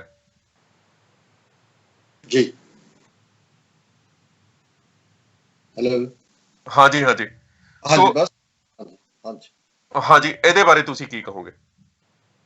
ਦੇਖੋ, ਗੱਲ ਪਹਿਲਾਂ ਇਹ ਦੇਖਣ ਵਾਲੀ ਹੈ ਕਿ ਵੀ ਸਾਡੀ ਆਪਣੀ ਕੌਮ ਜਿਹਨੇ, ਜੇ ਅਸੀਂ ਇਸ 36 ਸਾਲ ਦਾ ਪੀਰੀਅਡ ਦੇਖੀਏ, ਕਿਉਂਕਿ ਅੱਜ ਸਬਜੈਕਟ ਆਫ ਡਿਸਕਸ਼ਨ ਡਿਫਰੈਂਟ ਸੀ, ਬਿਲਕੁਲ, ਲੇਕਿਨ ਇੱਕ ਗੱਲ ਦਾ ਧਿਆਨ ਰਹੇ ਕਿ ਅਸੀਂ ਉੱਥੇ ਜੰਗ ਦੇ ਮੈਦਾਨ ਵਿੱਚ ਨਹੀਂ ਹਾਰੇ। ਸਾਡੇ ਯੋਧਿਆਂ, ਸਾਡੇ ਬੇਅੰਤ ਸਿੰਘਾਂ, ਸਤਵੰਤ ਸਿੰਘਾਂ, ਜਿੰਦਿਆਂ, ਸੁੱਖਿਆਂ, ਦਿਲਾਵਰ ਸਿੰਘਾਂ, ਰਾਜੋਆਣਿਆਂ, ਹਵਾਰਿਆਂ ਨੇ ਉਹ ਇਤਿਹਾਸ ਲਿਖਿਆ ਜਿਸ ਨੂੰ ਅਗਲੀ ਜਨਰੇਸ਼ਨ ਫਖਰ ਕਰੇਗੀ, ਜਿਵੇਂ ਅਸੀਂ 18ਵੀਂ ਸਦੀ ਦੀਆਂ ਆਪਣੀਆਂ ਪ੍ਰਾਪਤੀਆਂ ਦੇ ਫਖਰ ਕਰਦੇ ਹਾਂ। ਹਾਂਜੀ, ਅਸੀਂ ਜੇ ਹਾਰੇ ਹਾਂ ਉਸ ਖਿੱਤੇ ਦੇ ਵਿੱਚ ਵੀ, ਔਰ ਉਹਦੀ ਬਦੌਲਤ ਦੁਨੀਆ ਭਰ ਚ, ਉਹ ਅਸੀਂ ਮੀਡੀਆ ਦੀ ਜੰਗ ਹਾਰੇ, ਕਿਉਂਕਿ ਪ੍ਰੋਪੇਗੈਂਡੇ ਦੀ ਜੰਗ ਹਾਰੇ ਆਪਾਂ। ਹਾਂਜੀ, ਹਾਂ, ਕਿਉਂਕਿ ਉਹਨਾਂ ਦੇ ਕੋਲ ਉਹ ਸਾਰਾ ਕੰਟਰੋਲ ਸੀ। ਅਸੀਂ ਸੱਤਵਾਦੀ ਹੁੰਦੇ ਹੋਏ ਵੀ, ਹੱਕ ਬਨਾਜ਼ਬ ਸਾਡੀ ਸਟਰਗਲ ਹੁੰਦਿਆਂ ਵੀ, ਸਾਨੂੰ ਆਤੰਕਵਾਦ, ਅਲਗਾਵਵਾਦ, ਉਗਰਵਾਦ ਦੇ ਖਾਤੇ 'ਚ ਪਾਇਆ ਗਿਆ। ਔਰ ਜਦੋਂ ਉਹਨਾਂ ਨੇ ਸ਼ੁਰੂ ਕੀਤਾ ਸੀ, ਉਦੋਂ ਤਾਂ ਉਹਨਾਂ ਕੋਲ ਭਾਰਤੀ ਦੂਰਦਰਸ਼ਨ ਸੀ, ਤੇ ਜਾਂ ਉਹਨਾਂ ਨੇ ਬਾਹਰਲੇ ਆਪਣੀਆਂ ਐਮਬੈਸੀਆਂ ਜਾਂ ਕੌਂਸਲੇਟਾਂ ਤੱਕ ਪੂਰੀ ਕਿਟਸ ਪ੍ਰਪੇਅਰ ਕਰਕੇ ਮੀਡੀਆ ਦੀ ਨੈਗੇਟਿਵਿਟੀ ਕਿਵੇਂ ਸੰਤ ਭਿੰਡਰਾਂ ਵਾਲਿਆਂ ਨੂੰ ਪੋਰਟਰੇ ਕੀਤਾ, ਕਿਵੇਂ ਜੂਨ 84 ਦੇ ਘੱਲੂਘਾਰੇ ਨੂੰ ਕੀਤਾ।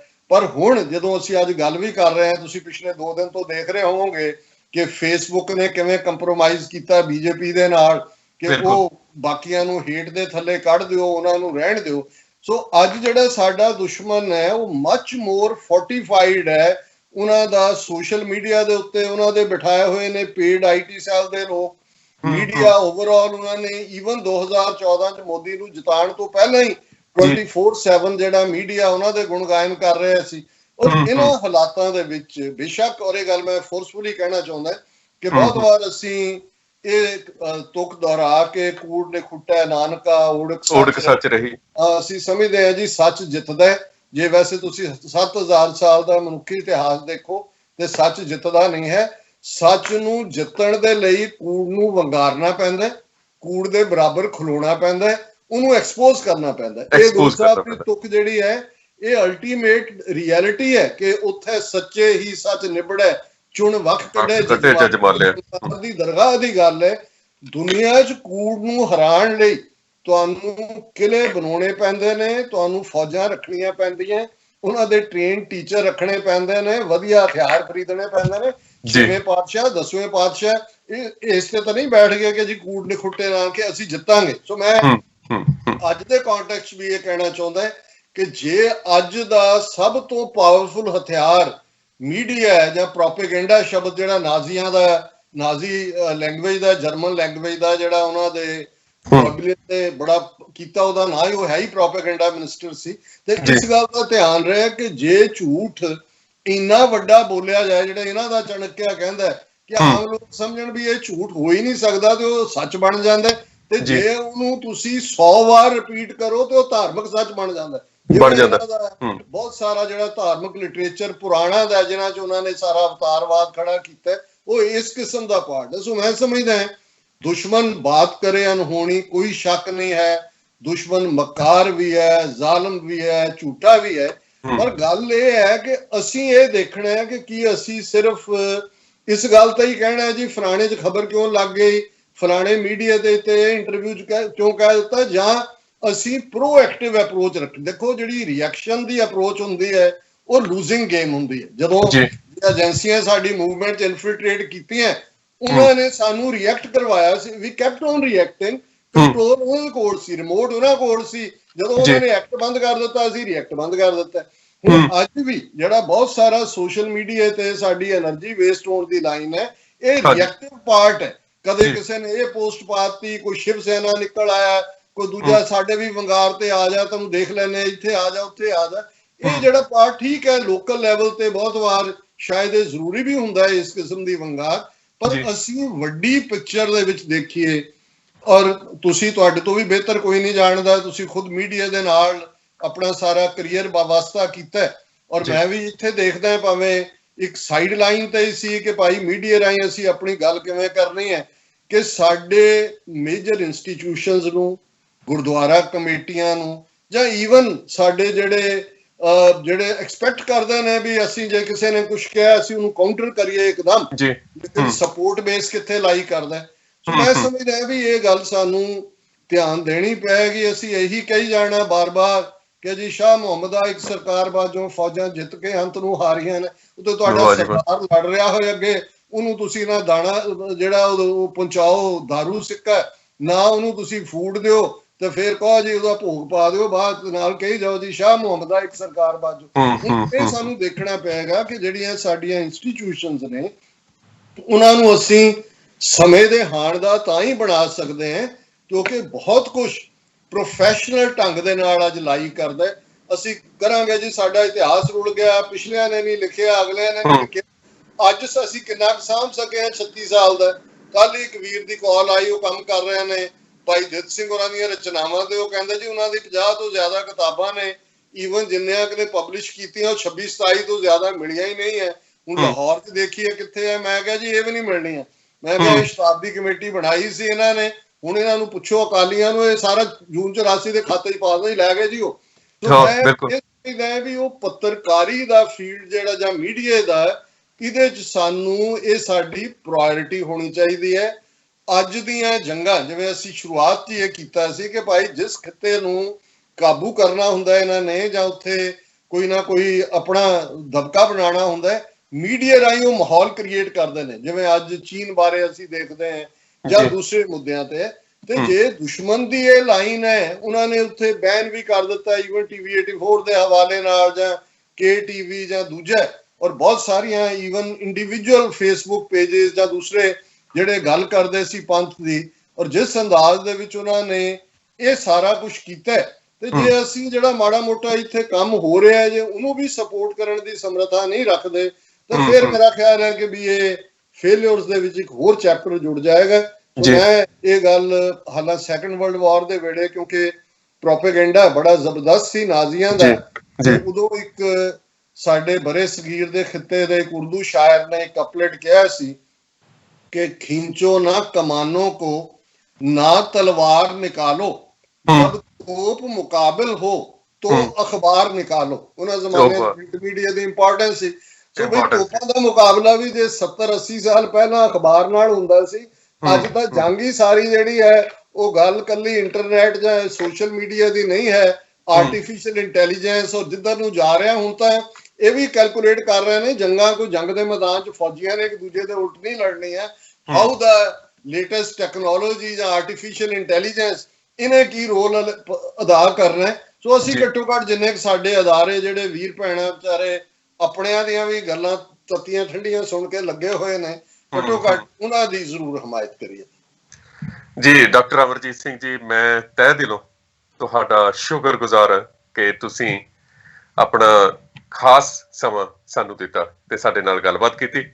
ਹਾਲਾਂਕਿ 1 ਘੰਟੇ ਦਾ ਪ੍ਰੋਗਰਾਮ ਸੀ ਤੇ ਅਸੀਂ ਚਾਹੁੰਦੇ ਸੀ ਕਿ 50-55 ਮਿੰਟ ਗੱਲਬਾਤ ਕਰਾਂਗੇ, ਪਰ ਇਸ ਗੱਲ ਦਾ ਇਲਮ ਨਹੀਂ ਹੋਇਆ ਕਿ ਇਹ ਸਮਾਂ 1.5 ਘੰਟਾ ਹੋ ਗਿਆ ਕਿ ਉੱਤੇ ਸਾਨੂੰ, ਤੇ ਅਸੀਂ ਇਹ ਗੱਲਬਾਤ ਕਰਦੇ ਕਿ ਇਸ ਤਰ੍ਹਾਂ ਲੰਘ ਗਿਆ ਕਿ ਹਾਲੇ ਵੀ ਇਸ ਤਰ੍ਹਾਂ ਲੱਗਦਾ ਕਿ ਅਸੀਂ ਬਹੁਤ ਸਮਾਂ ਅਸੀਂ ਕੁਝ ਬੁਨਿਆਦੀ ਜਿਹੜੇ ਮੁੱਦੇ ਨੇ ਉਹਨਾਂ ਨੂੰ ਅਸੀਂ ਖੰਗਾਲ ਸਕਦੇ ਹਾਂ, ਉਹਨਾਂ ਦੇ ਉੱਤੇ ਗੱਲਬਾਤ ਕਰ ਸਕਦੇ ਹਾਂ। ਮੈਂ ਉਮੀਦ ਕਰਦਾ ਕਿ ਸਾਡੇ ਦਰਸ਼ਕਾਂ ਲਈ ਤੁਸੀਂ ਅੱਗੋਂ ਵੀ ਸਮਾਂ ਕੱਢੋਗੇ। ਬਹੁਤ ਬਹੁਤ ਸ਼ੁਕਰੀਆ ਜੀ ਤੁਹਾਡਾ। ਤੁਹਾਡੀ ਵੀ ਬਹੁਤ ਬਹੁਤ ਮਿਹਰਬਾਨੀ। ਸਤਿਗੁਰੂ ਰਹਿਮਤ ਕਰਨ। ਅਲਟੀਮੇਟਲੀ ਸਾਡੀ ਕੌਮ ਦਾ ਨਿਸ਼ਾਨਾ ਦਰਿਆਏ ਜਮਨਾ ਤੋਂ ਵਾਘਾ ਤੱਕ ਇੰਡੀਪੈਂਡੈਂਟ ਸੋਵਰਨ ਨੇਸ਼ਨ ਖਾਲਿਸਤਾਨ ਅਸੀਂ ਇੰਡੀਅਨ ਆਰਮੀ ਜੈਕ ਬੂਟ ਤੋਂ ਲਿਬਰੇਟ ਕਰਵਾ ਸਕੀਏ। ਵਾਹਿਗੁਰੂ ਜੀ ਕਾ ਖਾਲਸਾ, ਵਾਹਿਗੁਰੂ ਜੀ ਕੀ ਫਤਿਹ। ਡਾਕਟਰ ਅਮਰਜੀਤ ਸਿੰਘ ਖਾਲਿਸਤਾਨ ਦੇ ਸੰਘਰਸ਼ ਦੇ ਲਈ ਕਾਫੀ ਲੰਮੇ ਸਮੇਂ ਤੋਂ ਯਤਨ ਕਰ ਰਹੇ ਨੇ, ਬੌਧਿਕ ਤੌਰ ਦੇ ਉੱਤੇ ਨੌਜਵਾਨਾਂ ਨੂੰ ਪ੍ਰੇਰ ਰਹੇ ਨੇ ਤੇ ਇੱਕ ਲਾਮਬੰਦੀ ਦੇ ਵਿੱਚ ਜੁਟੇ ਹੋਏ ਨੇ। ਪਿਛਲੇ ਲੰਮੇ ਸਮੇਂ ਤੋਂ ਕੌਮ ਕਈ ਉਤਰਾਵਾਂ ਚੜਾਵਾਂ ਦੇ ਵਿੱਚੋਂ ਲੰਘਦੀ ਹੋਈ ਅੱਜ ਜਿਸ ਮੁਕਾਮ ਤੇ ਹੈ, ਜਿਸ ਮੁਕਾਮ ਦੇ ਉੱਤੇ ਪੰਜਾਬ ਦੇ ਜਿਹੜੇ ਨੌਜਵਾਨ ਨੇ ਉਹ ਖਾਲਿਸਤਾਨ ਦੇ ਲਈ ਜੁਝਾਰੂ ਹੋ ਕੇ ਅੱਗੇ ਆਉਣਾ ਚਾਹੁੰਦੇ ਨੇ। ਖਾਸ ਕਰਕੇ ਜਿਹੜੀ ਸ਼ਬਦ ਦੀ ਲੜਾਈ ਆ ਜਾਂ ਅਸੀਂ ਗੱਲ ਡੈਮੋਕ੍ਰੇਸੀ ਦੀ ਕਰਦੇ ਹਾਂ, ਉਸ ਪੱਧਰ ਦੇ ਉੱਤੇ ਵੀ ਅੱਗੇ ਆਉਣਾ ਚਾਹੁੰਦੇ ਨੇ, ਪਰ ਸਰਕਾਰ ਵੱਖ-ਵੱਖ ਤਰੀਕੇ ਅਪਣਾ ਕੇ ਨਾ ਪੱਖੀ ਪ੍ਰੋਪੇਗੈਂਡਾ ਜਿਹੜਾ ਹੈ ਉਹਦੇ ਰਾਹੀਂ ਸਿੱਖਾਂ ਨੂੰ ਅੱਤਵਾਦੀ ਸਿੱਧ ਕਰਨ ਦੇ ਯਤਨਾਂ ਦੇ ਵਿੱਚ ਲੱਗੀ ਹੋਈ ਹੈ। ਗੁਰੂ ਦੇ ਸਿੱਖ ਨੇ ਜਿਹੜੇ ਗੁਰੂ ਦਾ ਓਟ ਆਸਰਾ ਲੈ ਕੇ ਉਹ ਲੱਗੇ ਹੋਏ ਨੇ ਤੇ ਉਹਨਾਂ ਸਾਰਿਆਂ ਨੂੰ ਜਿਨ੍ਹਾਂ ਨੇ ਸ਼ਹਾਦਤਾਂ ਦਿੱਤੀਆਂ ਨੇ, ਜਿਨ੍ਹਾਂ ਦਾ ਜ਼ਿਕਰ ਡਾਕਟਰ ਸਾਹਿਬ ਨੇ ਆਪਣੀ ਗੱਲਬਾਤ ਦੇ ਵਿੱਚ ਵੀ ਕੀਤਾ, ਉਹਨਾਂ ਨੂੰ ਸਲਾਮ ਹੈ ਤੇ ਡਾਕਟਰ ਅਮਰਜੀਤ ਸਿੰਘ ਹੋਰਾਂ ਨੂੰ ਵੀ ਅਸੀਂ ਸਲਾਮ ਕਰਦੇ ਹਾਂ ਤੇ ਉਹਨਾਂ ਦੀ ਤੰਦਰੁਸਤੀ ਅਤੇ ਲੰਮੀ ਉਮਰ ਲਈ ਅਰਦਾਸ ਕਰਦੇ ਹਾਂ। ਸਾਡਾ ਅੱਜ ਦਾ ਇਹ ਪ੍ਰੋਗਰਾਮ ਚੀਨ ਭਾਰਤ ਦੇ ਸਰਹੱਦੀ ਮਸਲੇ ਅਤੇ ਦੱਖਣ ਏਸ਼ੀਆ ਦੇ ਵਿੱਚ ਜਿਹੜੇ ਪੋਲੀਟੀਕਲ ਹਾਲਾਤ ਬਣੇ ਹੋਏ ਨੇ ਉਹਨਾਂ ਦਾ ਅਸੀਂ ਵੇਰਵੇ ਸਹਿਤ ਉਹਨਾਂ ਤੇ ਵਿਚਾਰ ਵਟਾਂਦਰਾ ਕੀਤਾ ਤੇ ਇਹ ਜਾਣਨ ਦੀ ਕੋਸ਼ਿਸ਼ ਕੀਤੀ ਕਿ ਪੰਜਾਬ ਜਾਂ ਸਿੱਖ ਇਸ ਦੌਰ ਦੇ ਵਿੱਚ ਕਿੱਥੇ ਖੜੇ ਨੇ ਤੇ ਉਹਨਾਂ ਨੂੰ ਕੀ ਪੇਸ਼ਨਗੋਈਆਂ ਇਹ ਜਿਹੜੀਆਂ ਪੇਸ਼ਨਗੋਈਆਂ ਕੀਤੀਆਂ ਨੇ ਡਾਕਟਰ ਸਾਹਿਬ ਨੇ, ਇਹਨਾਂ ਦੇ ਮੱਦੇਨਜ਼ਰ ਅੱਗੇ ਕੀ ਕਦਮ ਪੁੱਟਣੇ ਚਾਹੀਦੇ ਨੇ। ਸਿੱਖ ਮੀਡੀਆ ਬਾਰੇ ਵੀ ਗੱਲਬਾਤ ਕੀਤੀ, ਪ੍ਰੋਪੇਗੈਂਡਾ ਬਾਰੇ ਗੱਲਬਾਤ ਕੀਤੀ ਤੇ ਹੋਰ ਕਾਫੀ ਅਹਿਮ ਜਿਹੜੇ ਮਜ਼ਮੂਨ ਸਨ ਉਹਨਾਂ ਦੇ ਉੱਤੇ ਅਸੀਂ ਵਿਚਾਰ ਵਟਾਂਦਰਾ ਕੀਤਾ ਅੱਜ ਦੀ ਇਸ ਗੱਲਬਾਤ ਦੇ ਵਿੱਚ। ਸੋ ਅੱਜ ਦਾ ਇਹ ਪ੍ਰੋਗਰਾਮ ਮੈਨੂੰ ਇੱਥੇ ਹੀ ਸਮਾਪਤ ਕਰਨ ਦੀ ਇਜਾਜ਼ਤ ਦਿਓ। ਬਹੁਤ ਸਾਰੇ ਜਿਹੜੇ ਸਾਡੇ ਦਰਸ਼ਕ ਸੋਸ਼ਲ ਮੀਡੀਆ ਰਾਹੀਂ ਸਾਡੇ ਨਾਲ ਜੁੜੇ ਰਹੇ ਤੇ ਜਿਨ੍ਹਾਂ ਨੇ ਕਮੈਂਟਸ ਵੀ ਕੀਤੇ ਨੇ, ਮੈਂ ਸਾਰਿਆਂ ਦੇ ਨਾਮ ਨਹੀਂ ਲੈ ਸਕਦਾ, ਬਹੁਮੁੱਲੇ ਵਿਚਾਰ ਸਾਡੇ ਦਰਸ਼ਕਾਂ ਨੇ ਪੇਸ਼ ਕੀਤੇ ਨੇ, ਉਹਨਾਂ ਸਾਰਿਆਂ ਦਾ ਮੈਂ ਸ਼ੁਕਰਗੁਜ਼ਾਰ ਹਾਂ, ਧੰਨਵਾਦ ਕਰਦਾ। ਅੰਮ੍ਰਿਤਸਰ ਦੇ ਸਮੇਂ ਦੇ ਮੁਤਾਬਕ ਰਾਤ 9 ਵਜੇ ਤੋਂ ਲੈ ਕੇ 10 ਵਜੇ ਤੱਕ ਅਸੀਂ ਇਹ ਪ੍ਰੋਗਰਾਮ ਲਾਈਵ ਕਰਦੇ ਹਾਂ ਤੇ ਵੱਖ-ਵੱਖ IP ਬਾਕਸਿਸ ਦੇ ਜ਼ਰੀਏ ਤੁਸੀਂ TV ਚੈਨਲਾਂ ਤੇ ਸਾਡਾ ਇਹ ਪ੍ਰੋਗਰਾਮ ਦੇਖ ਸਕਦੇ ਹੋ। ਕੱਲ ਫਿਰ ਮਿਲਾਂਗੇ, ਉਦੋਂ ਤੱਕ ਲਈ ਮੈਨੂੰ ਇਜਾਜ਼ਤ ਦਿਓ। ਤੁਹਾਡਾ ਸਾਰਿਆਂ ਦਾ ਬਹੁਤ-ਬਹੁਤ ਸ਼ੁਕਰੀਆ।